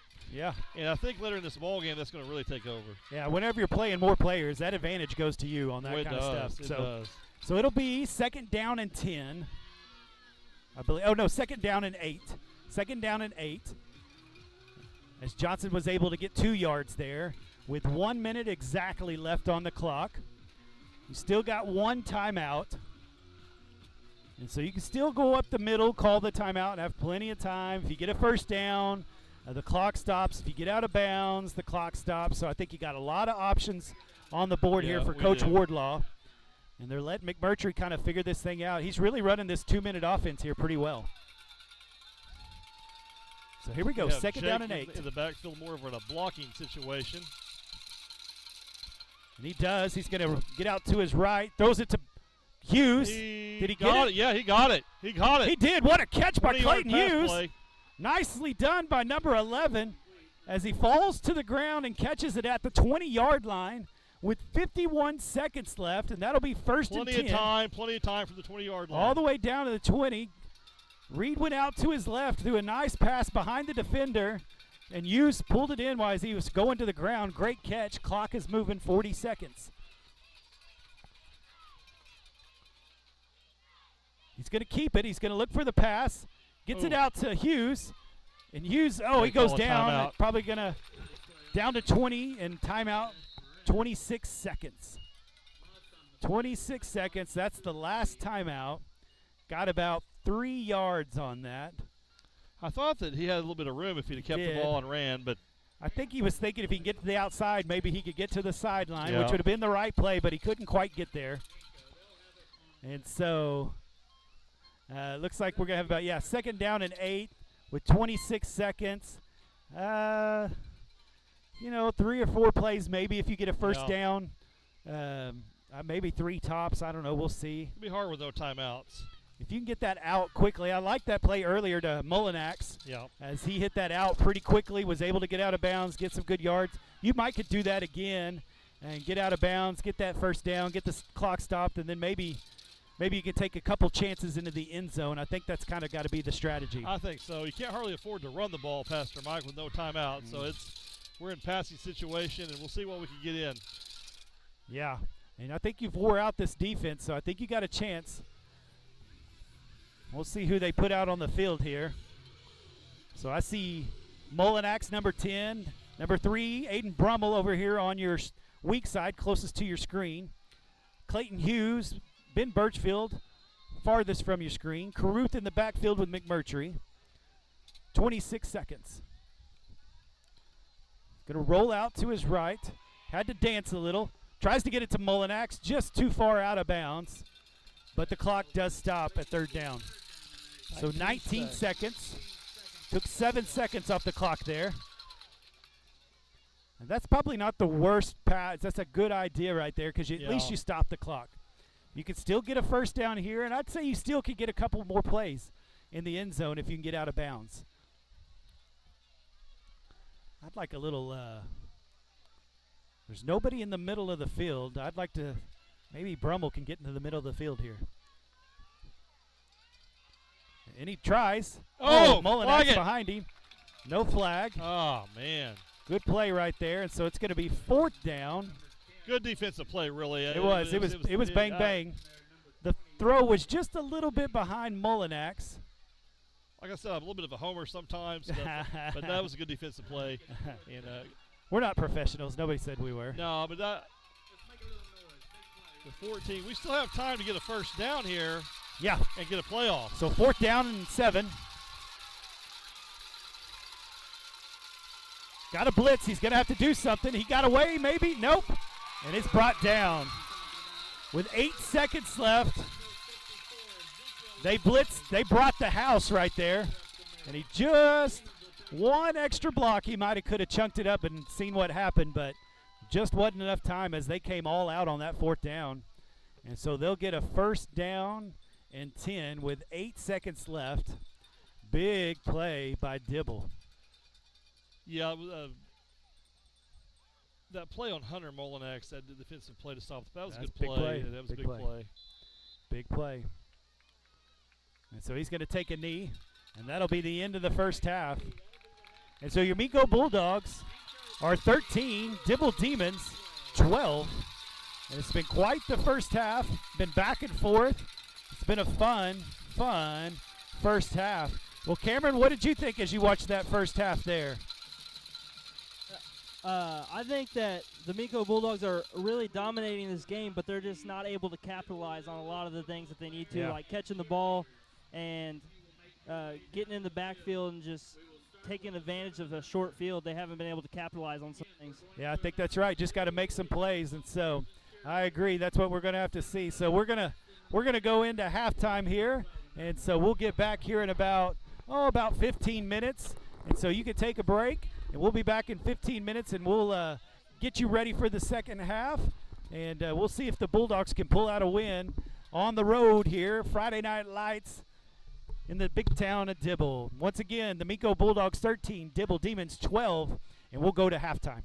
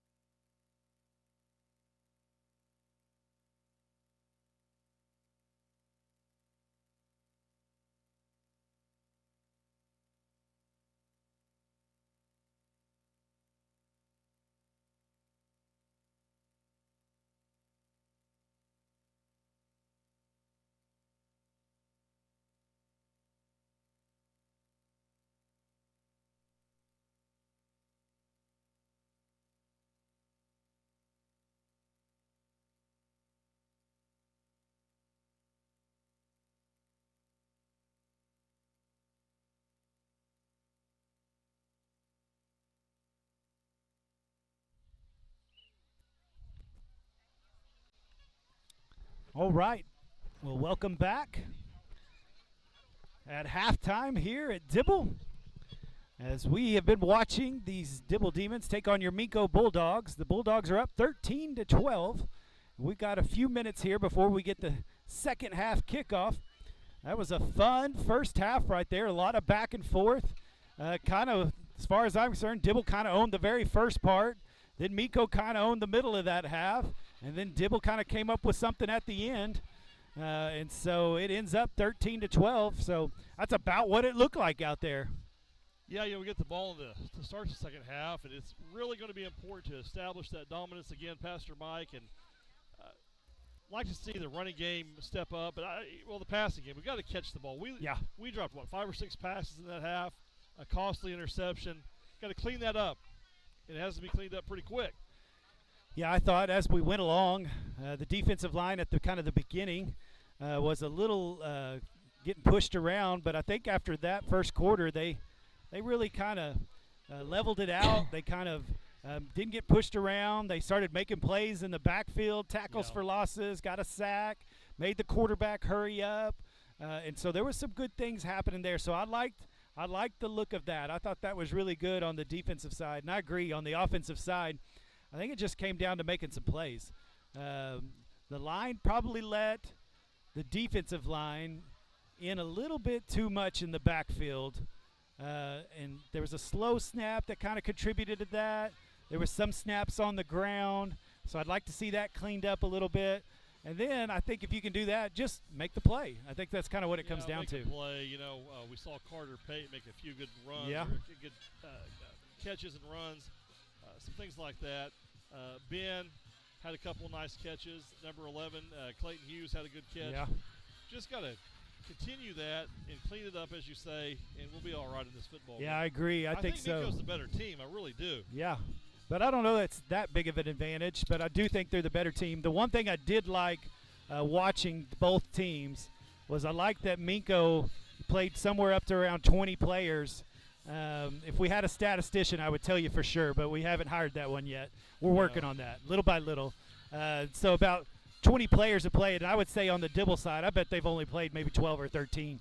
I think so. I think that'll come into play in the fourth quarter. I do, really do. Yeah. That's what I think this second half, if you can really kind of not turn it over.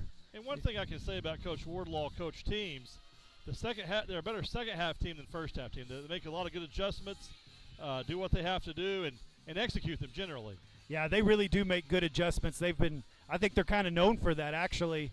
And they make good adjustments every time. And so I think there's just a few things to clean up, make a few more plays, and I think that'll happen. I think first game jitters. First time you're out running routes. First time it's live action. First time as you're trying to catch the ball, somebody's hanging on your just right on top of your waist there. I mean, it's different when you get game action from practice. And so I think it's just kind of getting through those reps. And so I hope to see a team from Minco come out just a little crisper on both sides. And let's see them make some plays. I kind of feel like if they could come out and make a good drive right here at the beginning, that maybe they could start taking some wind out of the sails of Dibble, which happened for a little bit there in the first half. And if that happens, maybe they could kind of build a lead out of this. But if not, this is going to be tough all the way through. It's going to be tough all the way through. And we had a couple of chances to really force some separation between the two. Didn't happen. This drive is key that we're about ready to get here, this kickoff. Yeah, here we go. Yeah. Well, Cameron's over at the sideline. I don't know if he got a chance to talk to anybody over there, if he caught a player or caught a coach or anything. I don't know. But, Cameron, if you can hear me over there, hey, what do you think as we get into the second half? What do you think needs to happen? Man, I think I was just talking to a couple guys over here, and they were just talking about you need to capitalize on the little things, like you said, catch the ball. And just capitalize on the little things and be physical. Yeah, absolutely. I think I like that, the physicality. Keep the physicality and keep that physicality and keep that momentum going. Maybe you can wear them out by that physicality. So here's the kickoff.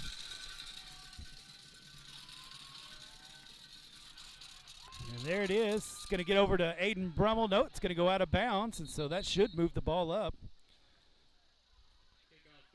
And so give good field position to the Bulldogs as they start this off. And so they'll start off on the, is it the 40? Do they start off on the 40 or the 35? So. It's the 35 or the 40. I guess we're about to find out. I believe it's the 35. That's where he was walking to, isn't it? All right, so the 35-yard line. So pretty good field position.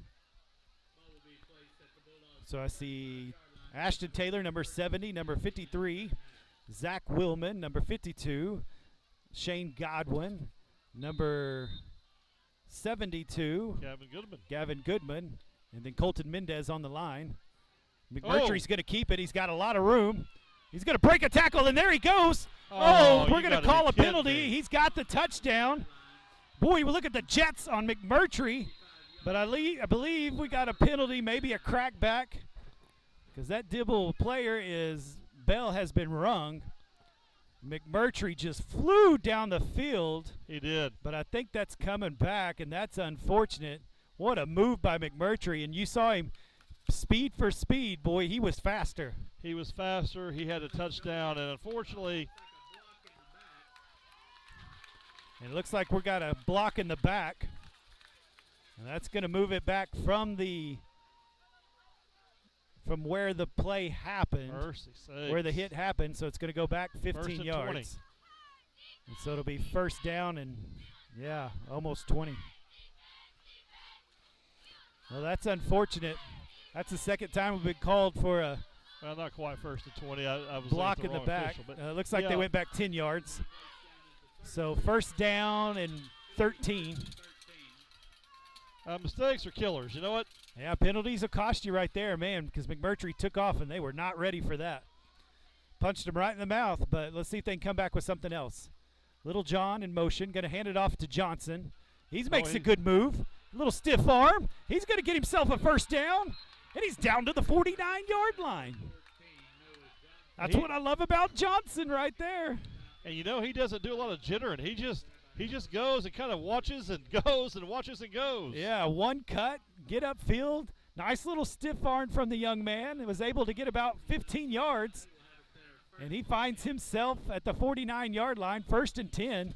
Well, if these first two plays are any inclination to the game, then this is a good start to the second half. It is a good start. And he's going to look to pass.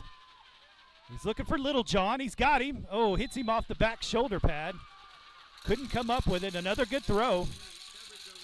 But the receiver's just not coming up with it. Some of the fans over there wanted a PI call, but I don't think so. It looked like it was a pretty good play. Yeah, it was close there. Those are the ones that you can kind of get them on.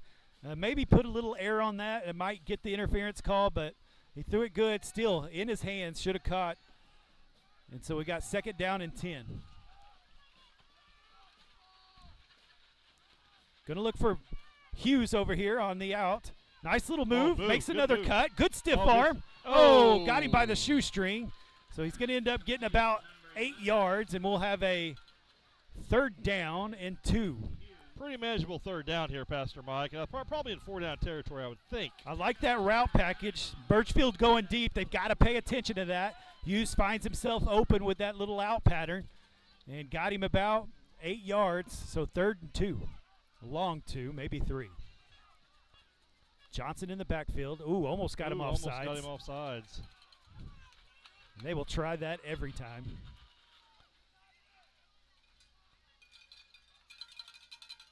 Making the play call.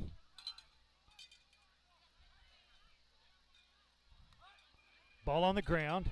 Still picks it up. He's got to go. He's going to try to use his ability, and he does. And he's still going and finally goes out of bounds about the 34-yard line. Maybe the 33, and that is plenty for a first down. That was just based on the athleticism of Reed McMurtry. That was a horrible snap. And he doesn't hesitate. He just makes a decision. He's made really good decisions tonight. And it is not easy to be calm while that ball's on the ground. But he is. He's trusting his lineman will get the block. He can still pick it up and go. And once again, we get another first down, and we're moving the chains. I like this. We're down to 10 minutes and 12 seconds here in this third quarter. There's the offsides. That's going to happen.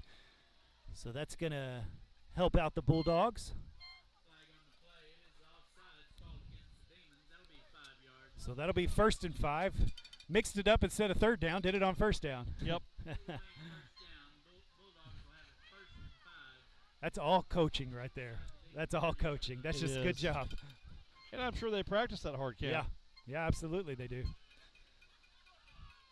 Little John in motion. Going to fake it to each of them. Tried to cut up field. Oh, he breaks it. What a move. He gets to the outside. He stumbles a little bit. He's going to get about 7 yards. You know what set that play up was a fake pitch. Yeah. And it just gave him enough time to get out there and get that first down. And, of course, he made a good juke move. Great job by Reed McMurtry on that play. Faked it to the motion, faked it to the running back. Then the motion guy faked the pitch to him and then cut it upfield. That's a lot of action for a defender to try to figure out what's going on. And then you got to try to tackle McMurtry, and that's not easy. You know, if we can score here, wonderful. And we're wearing down the Dibble defense. We really are. Yeah, 1st and 10 on the 21-yard line. And that's going to be a tackle in the backfield. Good job by that defensive end. That was number 75. He came Brock unabated. Smith, he's a senior. Got in the backfield, tackle for a loss, so that'll be 2nd down and 12.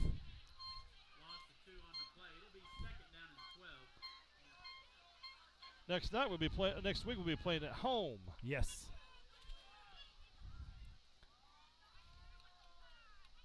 So good snap, getting it to Hughes. Oh, good catch. Nice little hitch pattern. He's going to try to keep hold of that ball, young man, and he does. He's going to get up to about the 15-yard line. This is exactly the way you want to run it. Just chip away. About 3rd and 4, 3rd and 5, and I got 3rd and 5. So good job making this manageable. Under 9 minutes on this drive. Yeah, working the clock. So we got a timeout. Somebody tying their shoes.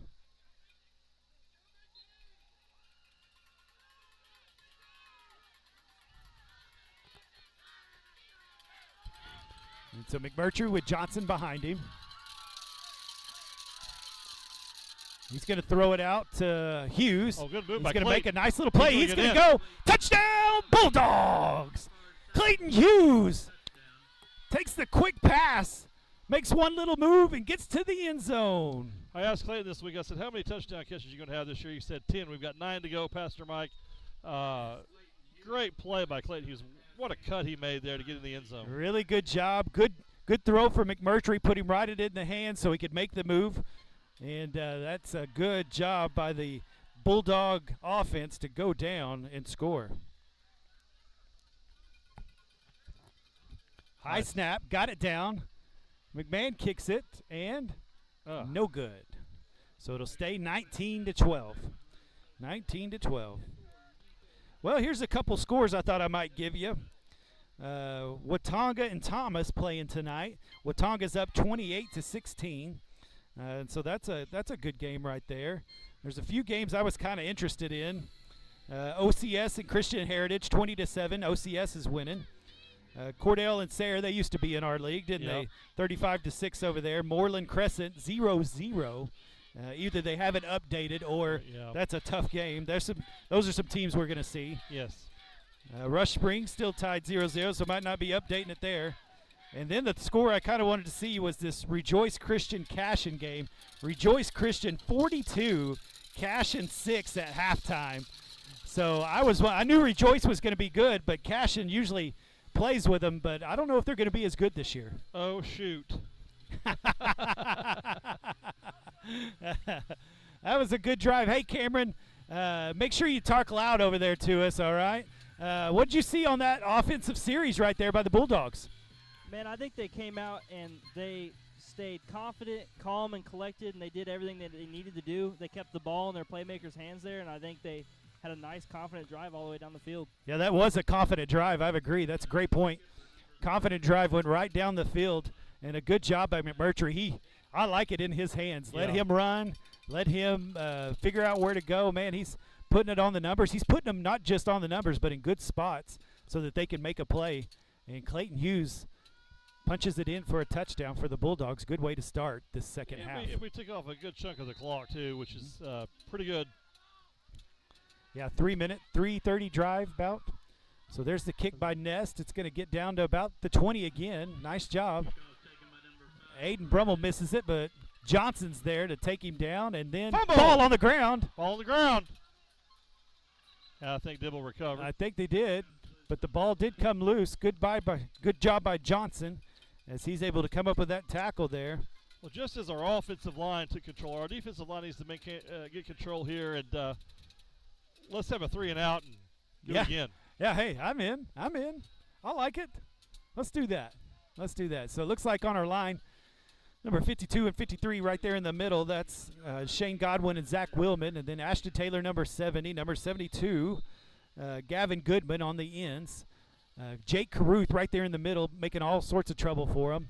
And then we got Mullinax and Pate. They're kind of playing that outside linebacker. Going to fake looks like he's going to throw it deep. Oh, but he's met, and he's drugged down for a sack. And I believe that's number 53. And it is number 53. Nice job, Zach Willman, as he just goes through. Boy, that's exactly what you were just talking about. Yeah, I got to take speaking of Caleb Caruth, Jacob, his brother. See, wait a minute here. I got this. One of those Caruths. Jacob Caruth. His brother Caleb is a volunteer assistant this year. Yeah. As a student, we are proud to have him on board with the Minco football team, and he is a big help. We appreciate the Caruth family, and you can always get a good Sid's burger. Yeah, that's right. That's right. Every time. Yeah. So going to throw out a quick pass. There's a hold not called, but good job by number 12. That's Reese Nest. That was a good job. He got around that block and made the tackle. Reese is a tough football player. I watched him in practice this week, Pastor Mike, and he is tough, and he's just tough. He's a good football player.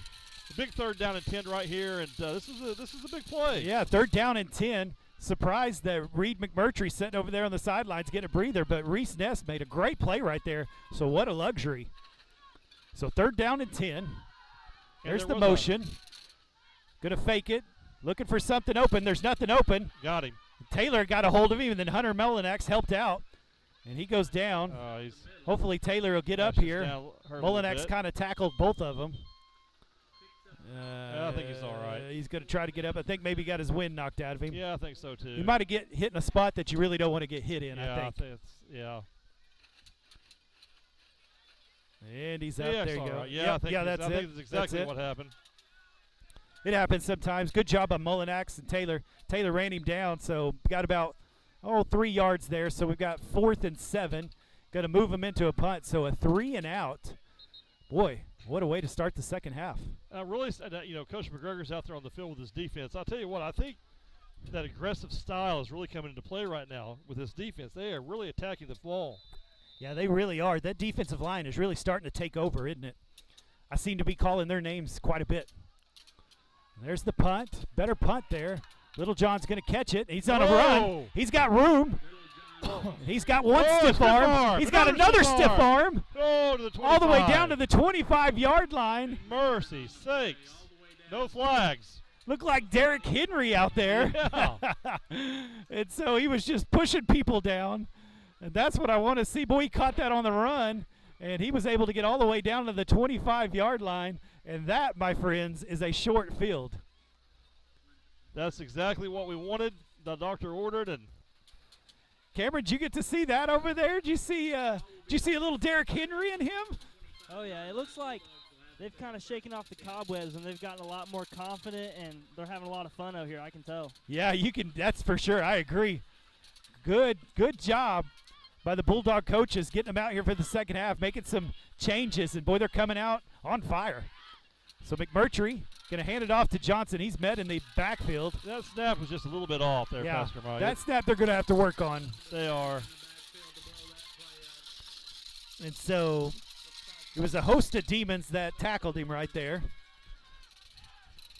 So they're going to have to reset. Yeah, it does, isn't it? I think that's in the Bible. They call that a legion, I think. Yeah, I think so.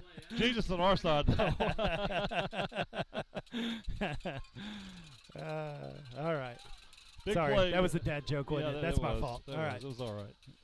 So second down, 13. Ball on the ground again. McMurtry picks it up, throws it just out of the reach of Pate.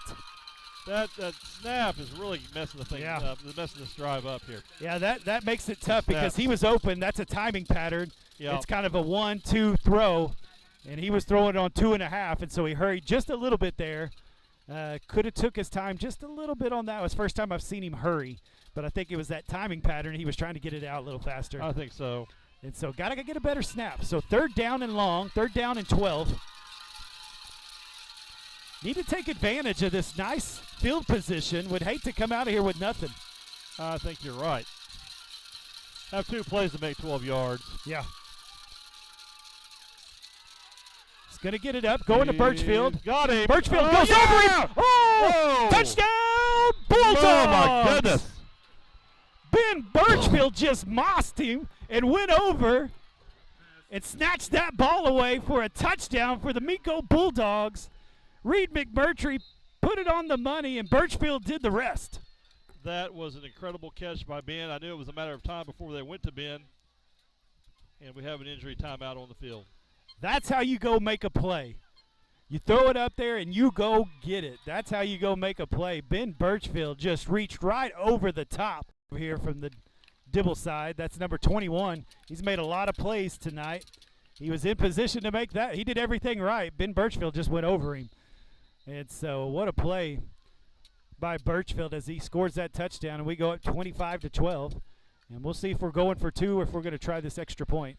We're 1 for 3 on extra points right now. Yeah, I think that is a little bit of a weakness for the team, the kicking right now, but that's something that they do work on in practice every day. But other than that, the special teams has been pretty good. Reese has done a great job of kicking off Reese Ness, and then you have the punter, number Reed. 5, Reed. He's done a fine job with punting. Yeah. Luckily, we haven't had to punt this half. Yeah, that's right. And it looks it looks like we're going to go for 2. And so we've got McMurtry in. We got Brummel in. I think no. No, we're going to kick. McMurtry is the long snapper. Okay. McMurtry does do everything here, doesn't he? All right, long snapper too. So McMahon in to kick. See if we get a good hold, good snap. We look close and no good. A little rushed. Yeah. A little rushed. 13-point lead, though. I'll take it right now. I sure like that went in, I felt like, but all right. Yeah, I thought it did too. Man, did you see that catch over there, Cameron? How about that catch? What'd you think of that? Yeah, man, it was really like Randy Moss was up here. It was awesome. That was a great catch. Yeah, that was fantastic, man. Went right over him, pulled that in. So, yeah, that's a good start, man. Get 2 scores, got a 3 and out for defense. Hey, this is exactly how you write it up. That's exactly right. And as I said, I think we're seeing, too, the physicality of Minco. Yes. They have, like I said, I got a chance to be with them a few days this summer and watch them in Montrose. They worked out, and I tell you what, those boys worked their tails off, and you see it here tonight. Yeah. We don't even look tired out there right now. No, they are playing well. That's a good way to start the second half. I kind of had a feeling that maybe they could come out here and get after it. They might kind of take the wind out of themselves, and that looks like what's happening. So we'll see if the defense, Dibble, so far this game has been able to punch back. So we'll see if they're able to punch back right here. If not, the Minco could really start to snowball this kind of thing. control this game, really. And so Nest is going to get ready to kick. Number 5 is deep. That is Ed Perez.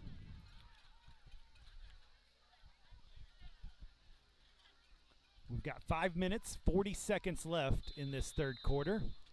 It's been dominated by Minco so far. Little shorter kick at the 30. Good coverage. Nice kick there. There's Johnson again. Brummel was on that as well. Boy, Johnson's really getting down there on that kickoff, isn't he? He is, and Aiden Brummel is just – he plays good for a freshman. He seems to find himself around the ball so far on these kickoffs, doesn't he? And so they're going to start about the 34-yard line. So just a gain of 4 yards there off of that kickoff as they kicked it to the 30. And so we got Birchfield and McMurtry as corners, Clayton Hughes and Littlejohn as the safeties. Looks like the same lineup we had before up front.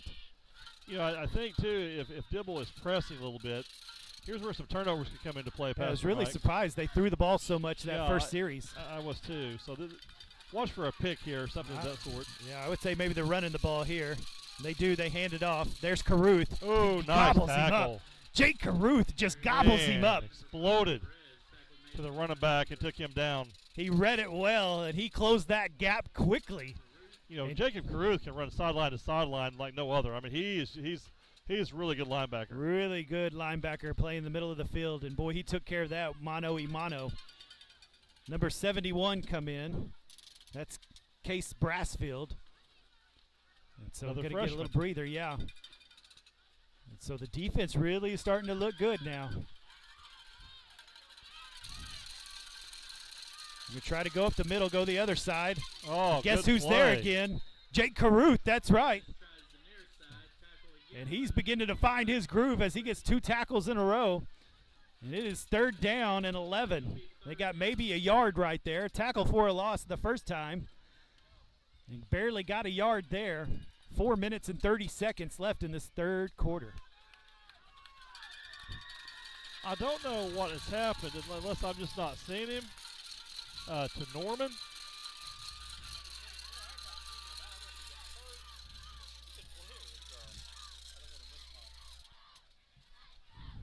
So looking to pass.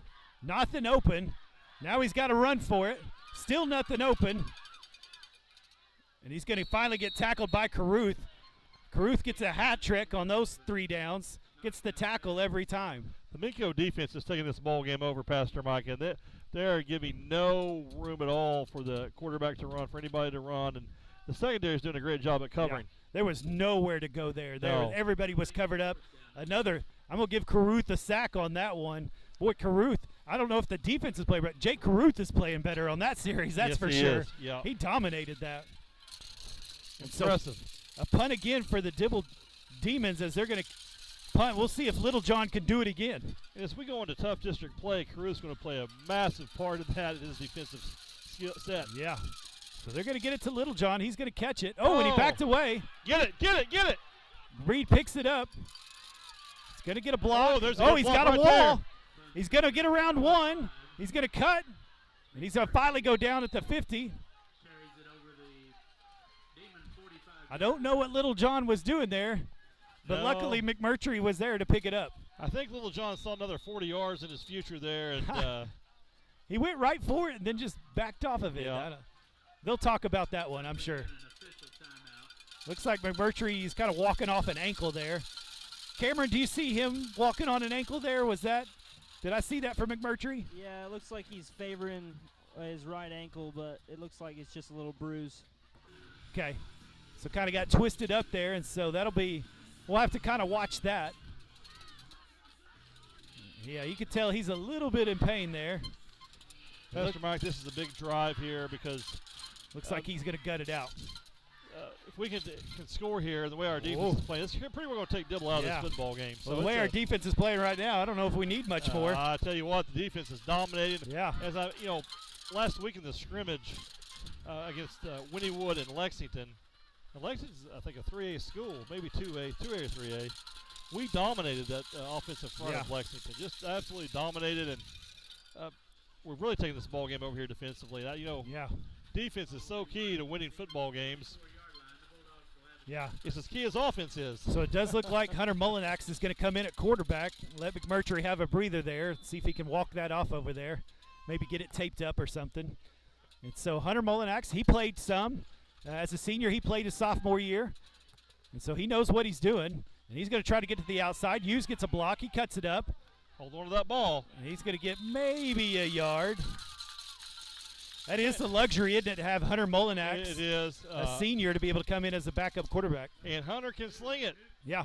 So they won't be afraid to take it to the air.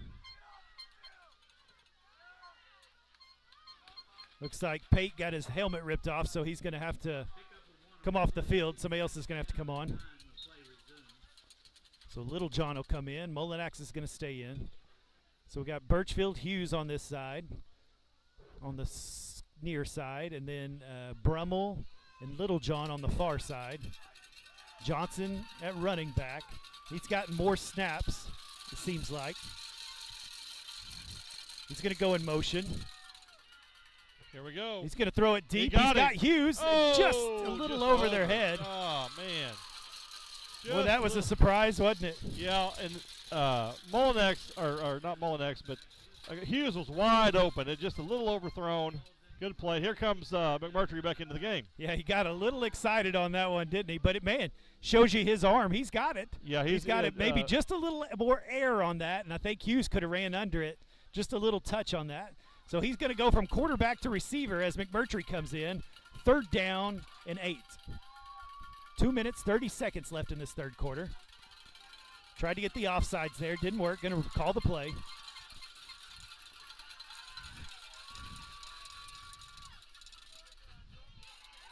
Going to throw the screen pass, and it's too low. Well, we put the football, let the defense have at it here.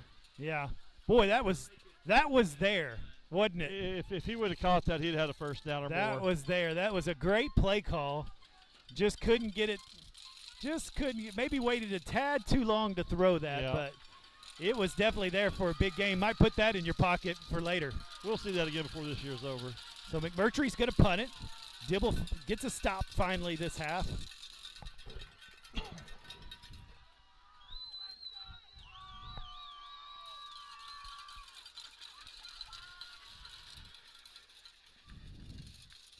Number 7, Maddox, is back to receive it. Oh, nice big punt. kick. Fair catch. Ooh. It's going to be at the 5-yard line. Boy, he should have let that go. Great punt by McMurtry there. He just didn't know where he was. Boy, he boomed that one, didn't he? That was a beautiful punt by Reed. So no return on that, all the way back to the 50 or down to the 5-yard line. Well, that's, hey, sometimes you don't get the first downs, but it's about field position, and you are winning that game. As well as our defense is playing, Pastor Mike, I mean, you don't want to turn the ball over. That's key. It didn't work out when you get the first down. Punt to him. Put that defense back out there. Yeah. Really, you had a couple good play calls, just didn't make it right there. But the play calling's there, I think. So here comes the defense. Going to hand it off up the middle. He's met by quite a few linemen, but bounces it out. Birchfield's going to have to make it. He misses it. Ooh. And finally, number 8. Ryan Wilburn finally came up with that tackle. That was he was gobbled up in the middle, but he was able to bounce it out and got some yards. Number 5, Diaz has got a cramp. He'll have to come out. That was a really good play by Ryan Wilburn because that could have been disastrous. Yeah, shoestring tackle there. Pate was chasing, but Birchfield tried to – he kind of went up high, should have maybe gone low, and he might have got him. I think so. But he was trying to get off of a blocker as well, so it makes it tough. And so first down, had him pinned deep at the 5. Now they're at the 16-yard line, so 1st and 10. Yeah. 2 minutes, 6 seconds in this third quarter.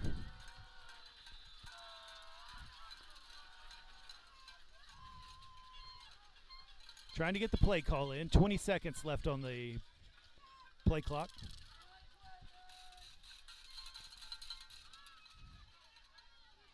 Handed up the middle. Number 70, got him. Ashton Taylor wrapped him up in the backfield. Ashton Taylor's had quite a game tonight. Yeah. He's a force. There's no doubt. And Gavin Goodman on the other side there, they've really made a tremendous difference tonight on this defense. Yeah. Well, Taylor got a ton of time last year as a freshman. He did. And played really well. He had to because of some injuries. But you could tell where that's paid off this year. He is in fine form this first game. He is. So 2nd and 8. 1 minute, 19 seconds. Faked it. Oh, he's got him. Oh, he got him. Once again, the man we just talked about, Ashton Taylor, drops him to the grass. Boy, he was back there quick, fast, and in a hurry, wasn't he? He was. That quarterback had no chance. No chance at all. Beautiful play by Ashton. Cameron, were you able to see Ashton's move there, Taylor's move as he got past him? Did you see what he was able to do? Oh, yeah. It's really looking like these Dibble Demons are getting a little tired, and these Bulldogs are ready to go. It looks awesome out there. Yeah, they're just running through them, aren't they? Man, that was quite a move. Looks like we got a lot of player down here. And so, yeah, hydration might be the key to the rest of this game, maybe. Yeah, I think so. And so he's walking it off, so third that's good. quarter's about done, I believe. Less than a minute now. Yeah, we're down to 59 seconds. And so, that man, was a huge play what by a play, Ashton. yeah. 2 quick plays. Got the tackle in the backfield, able to drag him down, and then a huge sack right there. And so the Bulldogs defense doing kind of what they need to do. Keep this field position. Try to get good field position for your offense. Don't let them get too many first downs. And so that's what they're attempting to do with a 3rd and long here. It looks about a 3rd and 13. You know, Pastor Mike, it's been great to get back into school. Yeah. Had our first full week this week, and Minco is blessed with really, really good kids, and we have a lot of new staff members this year. I think we have 11 new teachers coming into the district. 11 new teachers. 11, it's unusual, but there's been turnover all over the state of Oklahoma. I saw where Putnam City had 300 new teachers. Yeah. But we are really fortunate and blessed, and you know, I'm excited about the future of Minco, and as we look to future growth and expansion and improvement of facilities, I think that's going to be something that we focus on here in the next year or two. Yeah. Really improving some of those things. No, that's great. Yeah, no, we have been. It's good that we're not struggling trying to find an emergency teacher, that we're staffed. And that's, man, that's a blessing to be able to have that. So here are the Bulldogs, 3rd and 13. You're looking to throw it over the middle, nothing there. He's going to be chased. I think we got a hold. Safety, maybe. No. Tackled down about the 1. That was Pate. Drug him down. Jackson, good play. There was I believe we got a hold there. We'll let that one go because. Good job, Jackson Pate. And it was holding on the Demons, and so they're going to call forward progress at the 3-yard line. Wow. 2 sacks in the last 2 plays and backed them all the way up to the 3-yard line. And, boy, this defense is looking better and better and better as this game goes on. We're going to get great field position here. We're going to score pretty quick, I believe, and really put this thing out of reach for the 4th quarter. Yeah, you talked about Coach McGregor coming in for the Bulldogs this year. And, boy, he is already getting his imprint on this game, isn't he? A lot of aggression. I mean, you see they're nonstop. They're relentless. Got the kickoff. It's a short. Is he going to catch it? No, he's going to leave it alone. It's going to go not even to the 30-yard line, the 29-yard line, and wow. Great field position. Easy there, Carson, easy. He wanted that return again. He got that one good one. He wanted to do it again. That was a lot of fun. And so the Bulldogs will set up at the 29-yard line, 1st and 10. There's 30 seconds left in this 3rd quarter. And so we'll probably get one play here in this 3rd quarter, and we'll go to the 4th quarter pretty much in command of this game. I think so. And, we may throw the ball a little bit, but I think maybe in this series, but here pretty soon I think we're going to go to the ground and try to eat this clock up and grind it out and get out of here with a good victory. Anytime you can leave Dibble with a victory, that's always good. Yeah, especially on the road for your first game. Absolutely. Your first game on the road is never easy. And this game's always a hard, tough football game. Yeah, and these Bulldogs are ready. And there's Johnson. He's got a big hole. He's going to make a nice little run. He's going to get about 4 yards. So it'll be 2nd down and 6 on the 25-yard line. Oh, Shane Godwin down there with a good block and excited about it. He got a great job by Shane Godwin on that play. Yeah, he really did move some people around there. Nice big hole. Easy to get 4 yards when it's like that. Boy, if you can get 4 yards every carry, that's a good average. So McMurtry looking over for the play call. We're down to 2 seconds. Should be it. That's the end of the 3rd quarter. And a quarter that was dominated by the Bulldogs as they go into the 4th. The 3rd quarter was all Minco on that one as they take the lead 25-12 and scored those 2 touchdowns and able to put a stop on the Dibble offense. They haven't been able to move the ball at all. No, late in the 1st quarter you could sense the momentum change. But, boy, I tell you, the 3rd quarter, there was no momentum change, nothing. It was just all Bulldogs. Yeah, how's it feel over there by the fans and the band over there, Cameron? Is it feeling good over there? The cheerleaders getting after it? Yeah, Is it having fun over there? Everybody's having fun over here. It's been a great quarter of football for the Bulldogs. Everybody's happy. It's going great. There you go. Looks like a lot of fun over there, man. The band's getting after it. The cheerleaders are getting after it. I know the fans are having, man, those stands are packed over there. And everybody up and down the fence. On the fence row. It's pretty cool. Got people on the back fence over there. Yeah, it's been a good night for the Minco Bulldogs. And, there are a lot of times we've traveled and watched the game on the road. We've had more fans in the home. Well, I love it about our community, man. They support these kiddos that come out and play. I love it. And so it's great to see everybody out. And we're glad that you've joined us on MincoBulldogs.tv. We've been excited to have you. It's been good to have our sideline reporter Cameron Gosman over there. Doing a tremendous job. That's been fun tonight. It's a little added dimension to our programming for you, and so we're trying to step up our game this year. Yeah, it's something that Pastor Mike, I haven't actually talked to you about a whole lot yet, but something we'd like to include you in is we'd like to maybe have a pregame coaches show like on Thursday, or put it on our YouTube channel anyway, where you talk to the coaches of various sports of the season, and they give a little rundown of the game and what to expect. And so looky there what y'all might get here in the future. And so lots of good plans. And so here we go, fourth quarter, 12 minutes to go. See if we can get that first Bulldog win of the season. And so McMurtry, Johnson behind him.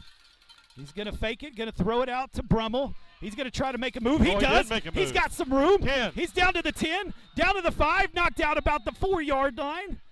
And good job by the freshman. I tell you, he made that initial move, and he's gone. He's fast, and that was a beautiful play by Aiden Brummel. He's got really good size. Looks like they're going to set up at the 5-yard line. He got that wrong. That was the 3-yard line. I don't know what he was looking at, but I don't either. It's their first game, too, Pastor Yeah, I guess Mike. so. They're going to go the 5. Hey, ref, you got to run with them, man. All right. And so down to the 5-yard line, Brummel with a nice little move, a little stiff arm, got to the 5-yard line. So first and goal on the 5. McMurtry's going to keep it. He's got nobody over there. He's going to use his speed, and he's in untouched. Bulldog touchdown, Reed McMurtry. Yeah, it's a big touchdown, and this is what I would call domination. You're beginning to dominate the game here in the second half. Well, I haven't seen, of course, I didn't watch any film on Dibble or anything of that sort. Yeah. But I thought it'd be a little bit closer. Well, I can tell you the difference right now is if you look out there's a lot of hands-on hips with those blue jerseys. With the white jersey, it is not the case. And we talked about using, 20, 22 players to them using maybe 13 players, and you're seeing the difference. And as we go for 2, going to throw that quick slant to Hughes and misses it. And so it'll stay 31-12. One thing we're doing new at Minco this year is we have a class called Wellness. Yeah. And we most of our athletes are in that class. A couple of other students that are not athletes are in one of those classes. We have it through the day. And it is a weightlifting class. We also teach about nutrition. Yeah. We teach also mental health aspects in that class. We feel like that's very important. In fact, this week, the Oklahoma Football Coaches Association, they're making a push this week on mental health and the importance.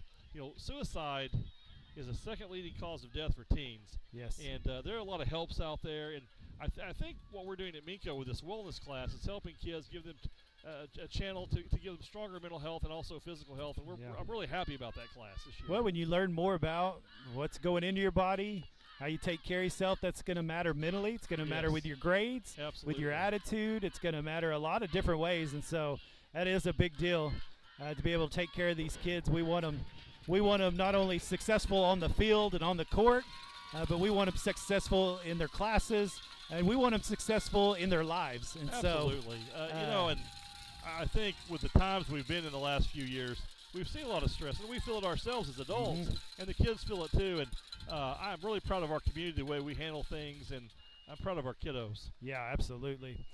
And so score is 31-12, 11 minutes, 42 seconds, just barely into the fourth quarter. And the Bulldogs have they have owned this second half so far. And, we talked about those adjustments, and we don't know what the fine-tuning adjustments are, but they have been paid, and it's paid off. Whatever it is, it's working, I can tell you that, especially on the defense. And there's another good kick. Looks like we got offside. Somebody got a little ahead of the kick.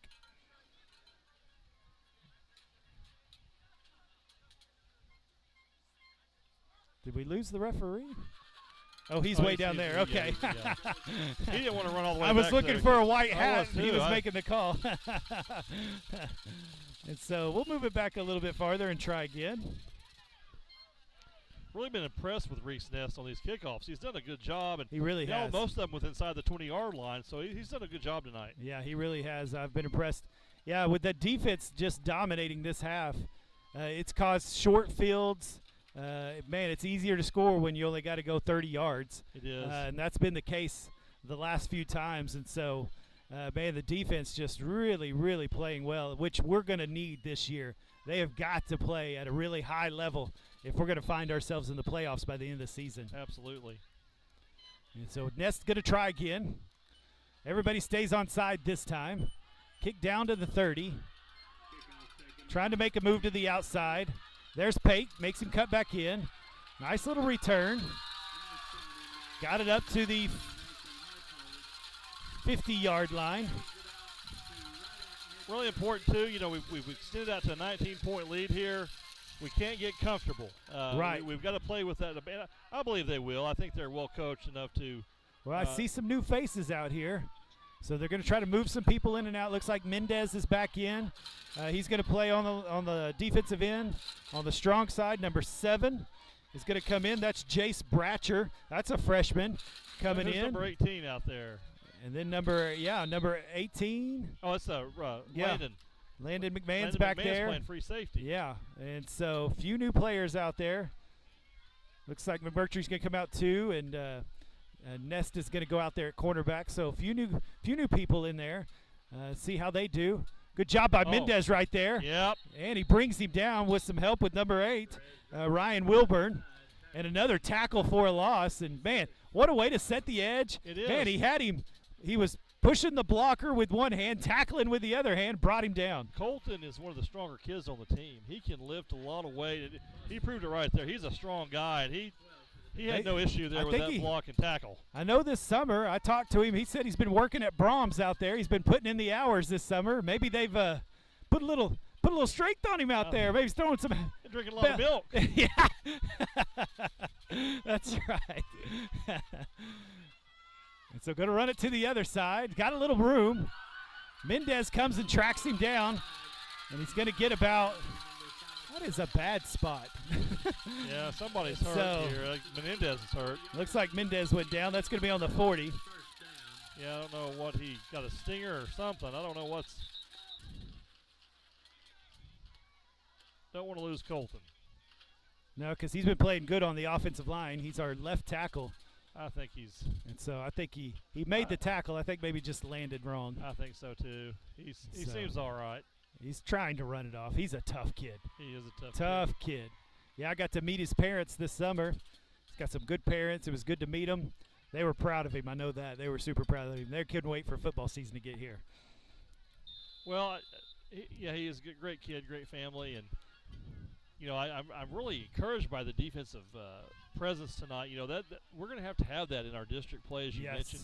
We're in a very difficult district. Did you know that in the Vite magazine, our 7th team dropped out of the district? They went to 8-man football. So there's only 6 teams, and Minco was picked 6th out of 6 teams. Yeah, we'll have to prove some wrong. Yeah, we will. So 1st and 10, going to run it again. There's number 53 with that tackle. That's Zach Willman. Zach's had a pretty good game He's tonight. had a really good game, made really a lot of tackles. Well. Yes, he has. And so got a gain of 1, 2nd down and 9 as we roll down to 10 minutes.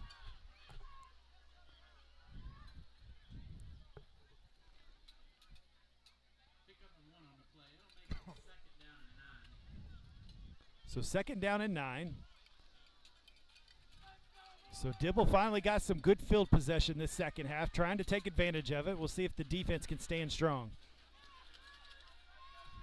And getting these young kids experience is so vital. Gonna fake it. He's looking deep. Nothing there.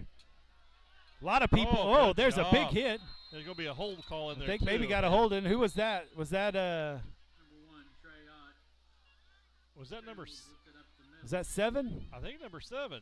Number 7. That's Jace Bratcher. He put a hit on that quarterback. Boy, he did. If that wasn't Bratcher, it might have been Caruth. And so got a hold. They're going to decline it and go 3rd down and 9. They're going to trust the defense there, huh? That's what that says when you decline that penalty. Got Mullinex back out there again. And yeah. So I love this. I love that the defense is still playing well, even as you're interchanging players. Still able to keep that defensive intensity. You've seen a lot of rotation, and you've not seen the decline in intensity. That's right. That's a big thing. So 3rd down and 9. See if you can get off the field here. Faked it. Over the middle. Oh! McMahon almost got it. Got through his hands, and The receiver almost caught it, but it was on a bounce. That was number 7, Maddox. And that is incomplete. The clock will stop at 8 minutes and 55 seconds left in this game. I'm sure they're going to go for it. The man almost made a play there, didn't he? You got to love it when you see freshmen knowing what to do and where to be. Yeah, Landon's fast. I mean, yeah. You see, I remember, especially seeing him on the basketball court. He's very fast, and it showed off there. He just about. Well, they are going to punt. Boy, I would keep it safe here. I would too. And they do kick it away. Bad kick. Yeah. Just off the side of his foot. Oh, got a good bounce though. So that's going to go down to about the 23-yard line. And the Bulldog offense is going to get it back. I look for a lot of Noah Johnson here, possibly. Maybe Jake Caruth if they put him in at running back. It looks like to me they're going to use Jake in a lot of short yardage situations. Yeah. As Noah being the main running back. Well, and him playing middle linebacker, that's what's nice. Yes. Johnson's over on the sideline on defense, and then Caruth gets to go on the sideline during offense, and they're able to get breaks. And, man, that's a big deal, especially in Class A ball. Here. We see it tonight here in this game, and we're definitely a better fit and are physically fit, and it's definitely showed. Well, that shows the coaching all the way back into middle school. When these freshmen are able to come up and immediately impact a varsity game, that just shows you how well they're coached all the way up. Yep. And so we got 1st and 10. Finally got everybody in. So it looks like we got Hughes, Brummel, Birchfield on the other side. Mullinax kind of in that H-back spot. Hurry up. Finally got it off. Handed off to Johnson. He's got a little room. He's going to land forward. He's going to end up getting about 4. He doesn't fall backwards. Yeah. It looked like about a 2-yard gain. Got 4. Yeah, he did. And that's exactly what you want in this situation. Yeah, for sure. And so 2nd down and 6.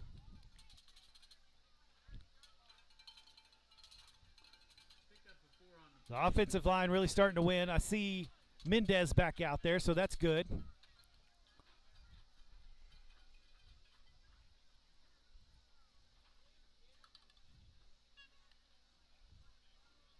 Going to fake that. There is a penalty flag. McMurtry's going to make the move. Oh, maybe should have cut it up, but close to a 1st down. I don't know what the flag's for, though. Illegal motion. Well, if it's a false start, play shouldn't have happened. No, I thought it was an offsides because of that. Yeah. Typically they blow, like I said, it's first game. Typically they blow those dead. They just I thought so too. So that'll make it 2nd and 11. 2nd. 12. I don't know what. I don't understand. That's not even 5 yards. No, it's kind of weird. That's confusing. Yeah, it is. 2nd and 10. 7 minutes, 43 seconds. Really need to grind out about 3 or 4 first downs here to keep this clock away.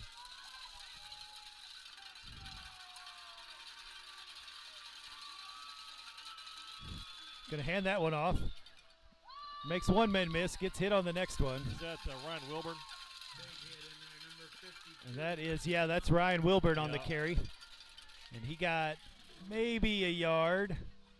So 3rd and 9. Well, with the defensive prowess we have, this is you're going to run a safe play here. I think so too. And punt the ball. I think keep it in McMurtry's hand. Let him make the right decision. He's had plenty of games. I think, understands the game better now. He's played with a lot of poise tonight. Yeah. He is going to look to pass. Nothing. Good decision. Pulls it, runs it. There's his speed. He's going to get the 1st down. And he gets all the way to the 35-yard line. And that'll be enough for a 1st down. What a good decision there by McMurtry. Great decision. Moves the chains, get have 3 or 4 more plays here, run that clock. That's exactly what we want. What a luxury to have, huh? In a situation that probably last year you probably just run the ball because you don't want the mistake to happen.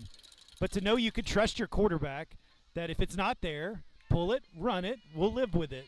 And he did just that. He looked out there, it wasn't open, so he tucked it and ran. He's going to hand it off up the middle. That's Wilburn. He's going to get himself about 3. Cameron, what do you think over there? You've been watching Reed McMurtry for the first time playing quarterback. What's your thoughts? Man, I have just been very impressed with his ability to stay calm and collected in the pocket and know when to make a play and run outside and do what he needs to do. I've been very impressed with him today. Yeah, he's had a really good game, I think. And so we've got a 2nd down and 6. Wilburn's still back there. Motion man. That's given to McMahon. He's going to try to make the corner. Tries to make one man miss. And he's going to get nothing. He held on to the football, too, which is a good thing.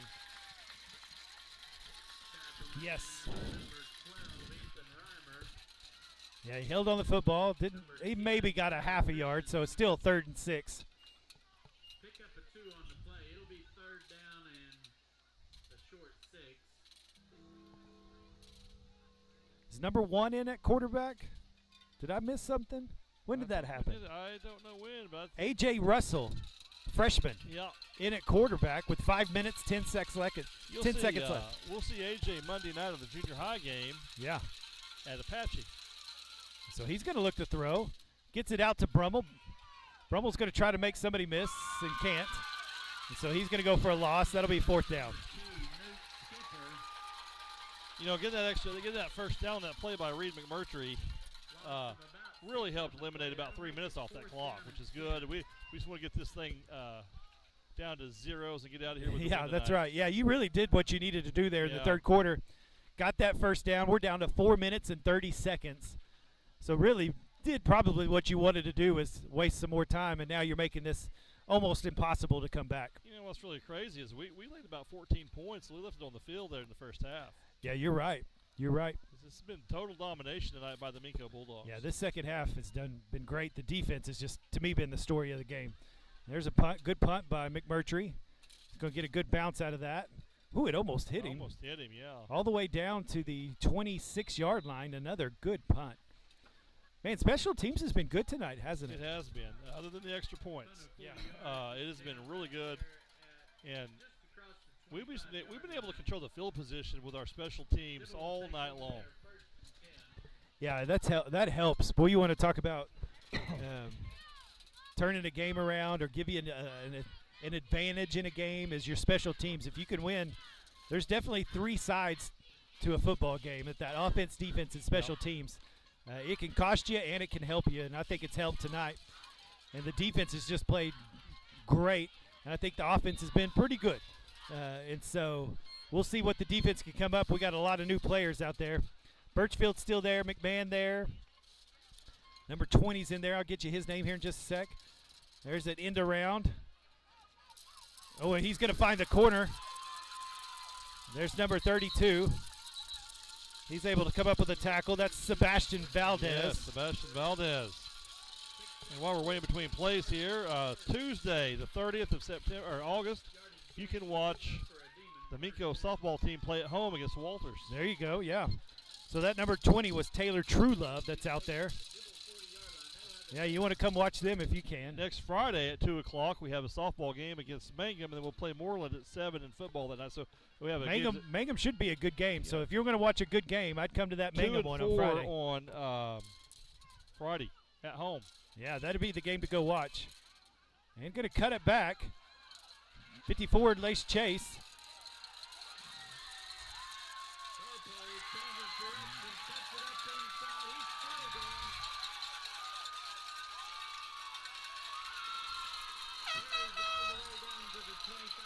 I think our new guys got a little lazy there.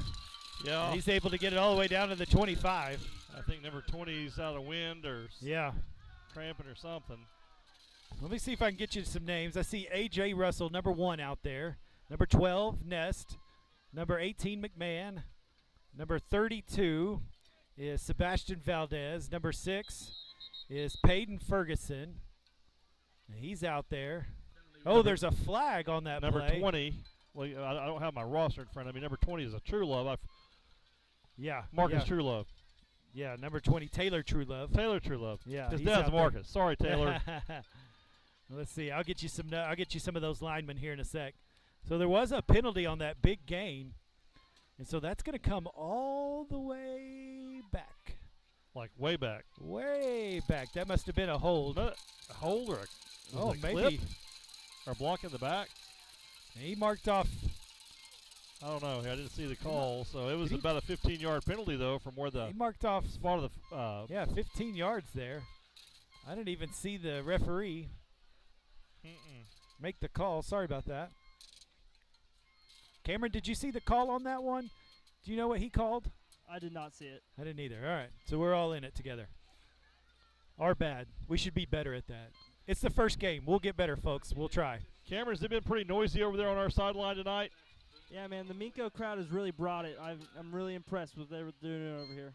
Has it been good sportsmanship? A lot of good things said over there? Only good things. A lot of encouragement, yeah. A lot of encouragement, I'm sure. If I know anything about our fans, they're encouraging. That's right. That's right.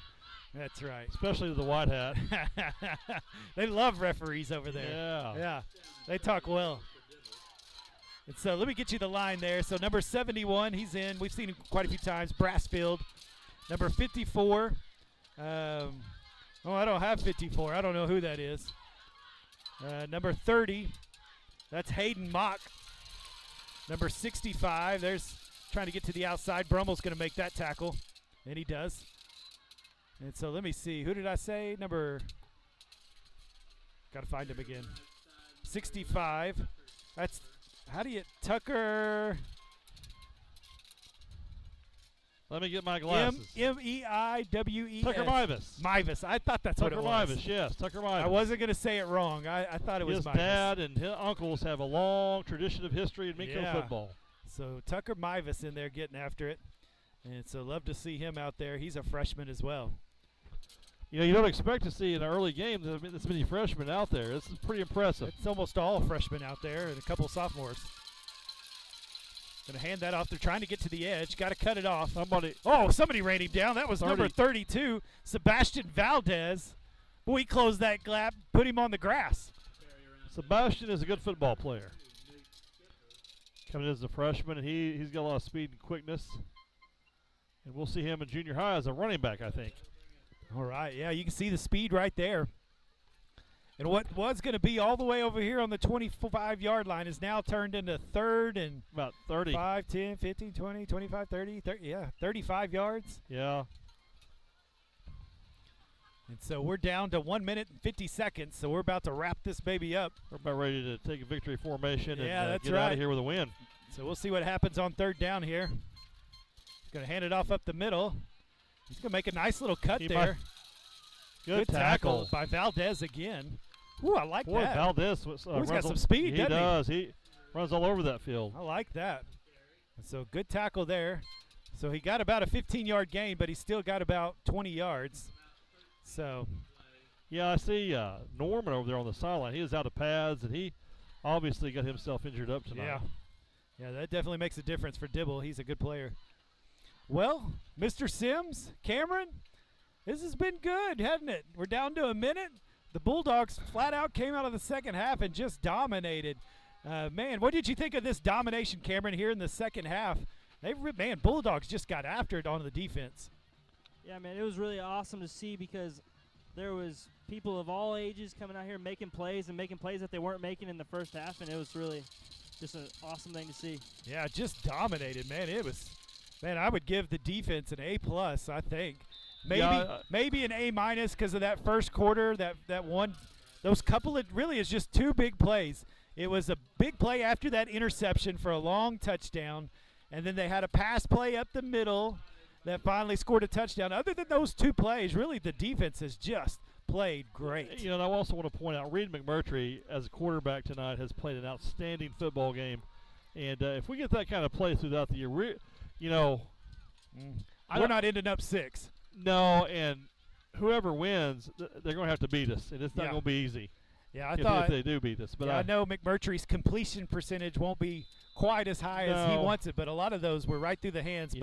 There in the second half, they started making those plays by the massive play by Birchfield as he just jumps over a guy. And so we're down to 38 seconds. Last snap of the ball game right here. Should be. And I believe that will be it. Yeah, that'll be the last play. Well, we are so glad that you joined us. Glad that you were able to watch with us and listen with us on MincoBulldogs.tv. And your final score is going to be the Minco Bulldogs 31, the Dibble Demons 12. And so the Minco Bulldogs come and get a tough road win for the first game. Impressive and victory, make it Pastor 1-0 on the schedule. An impressive victory, and 1-0 is better be an 0-1. That's right. That's right. A great job tonight by the Bulldogs. So we're glad that you joined us. Glad that you were able to watch. And so, like we said, you want to catch some softball next week. You want to be able to catch, especially that Friday game against Mangum. That might be some fun. You want to catch that and then come out and watch the Bulldogs next week. And we'll take on, do you know who we take on next week? We take on Moreland next week. Take on Moreland, which will be a tough game. And so you'll want to come out and support the Bulldogs live and in person. But if you can't make it, then you can watch it on MincoBulldogs.tv. We'll have the game with you. So for me, Mr. Sims, Cameron Gosman, we're glad that you joined us. And we're glad we got to see a Minco Bulldog victory, 31-12. And we'll see you next week.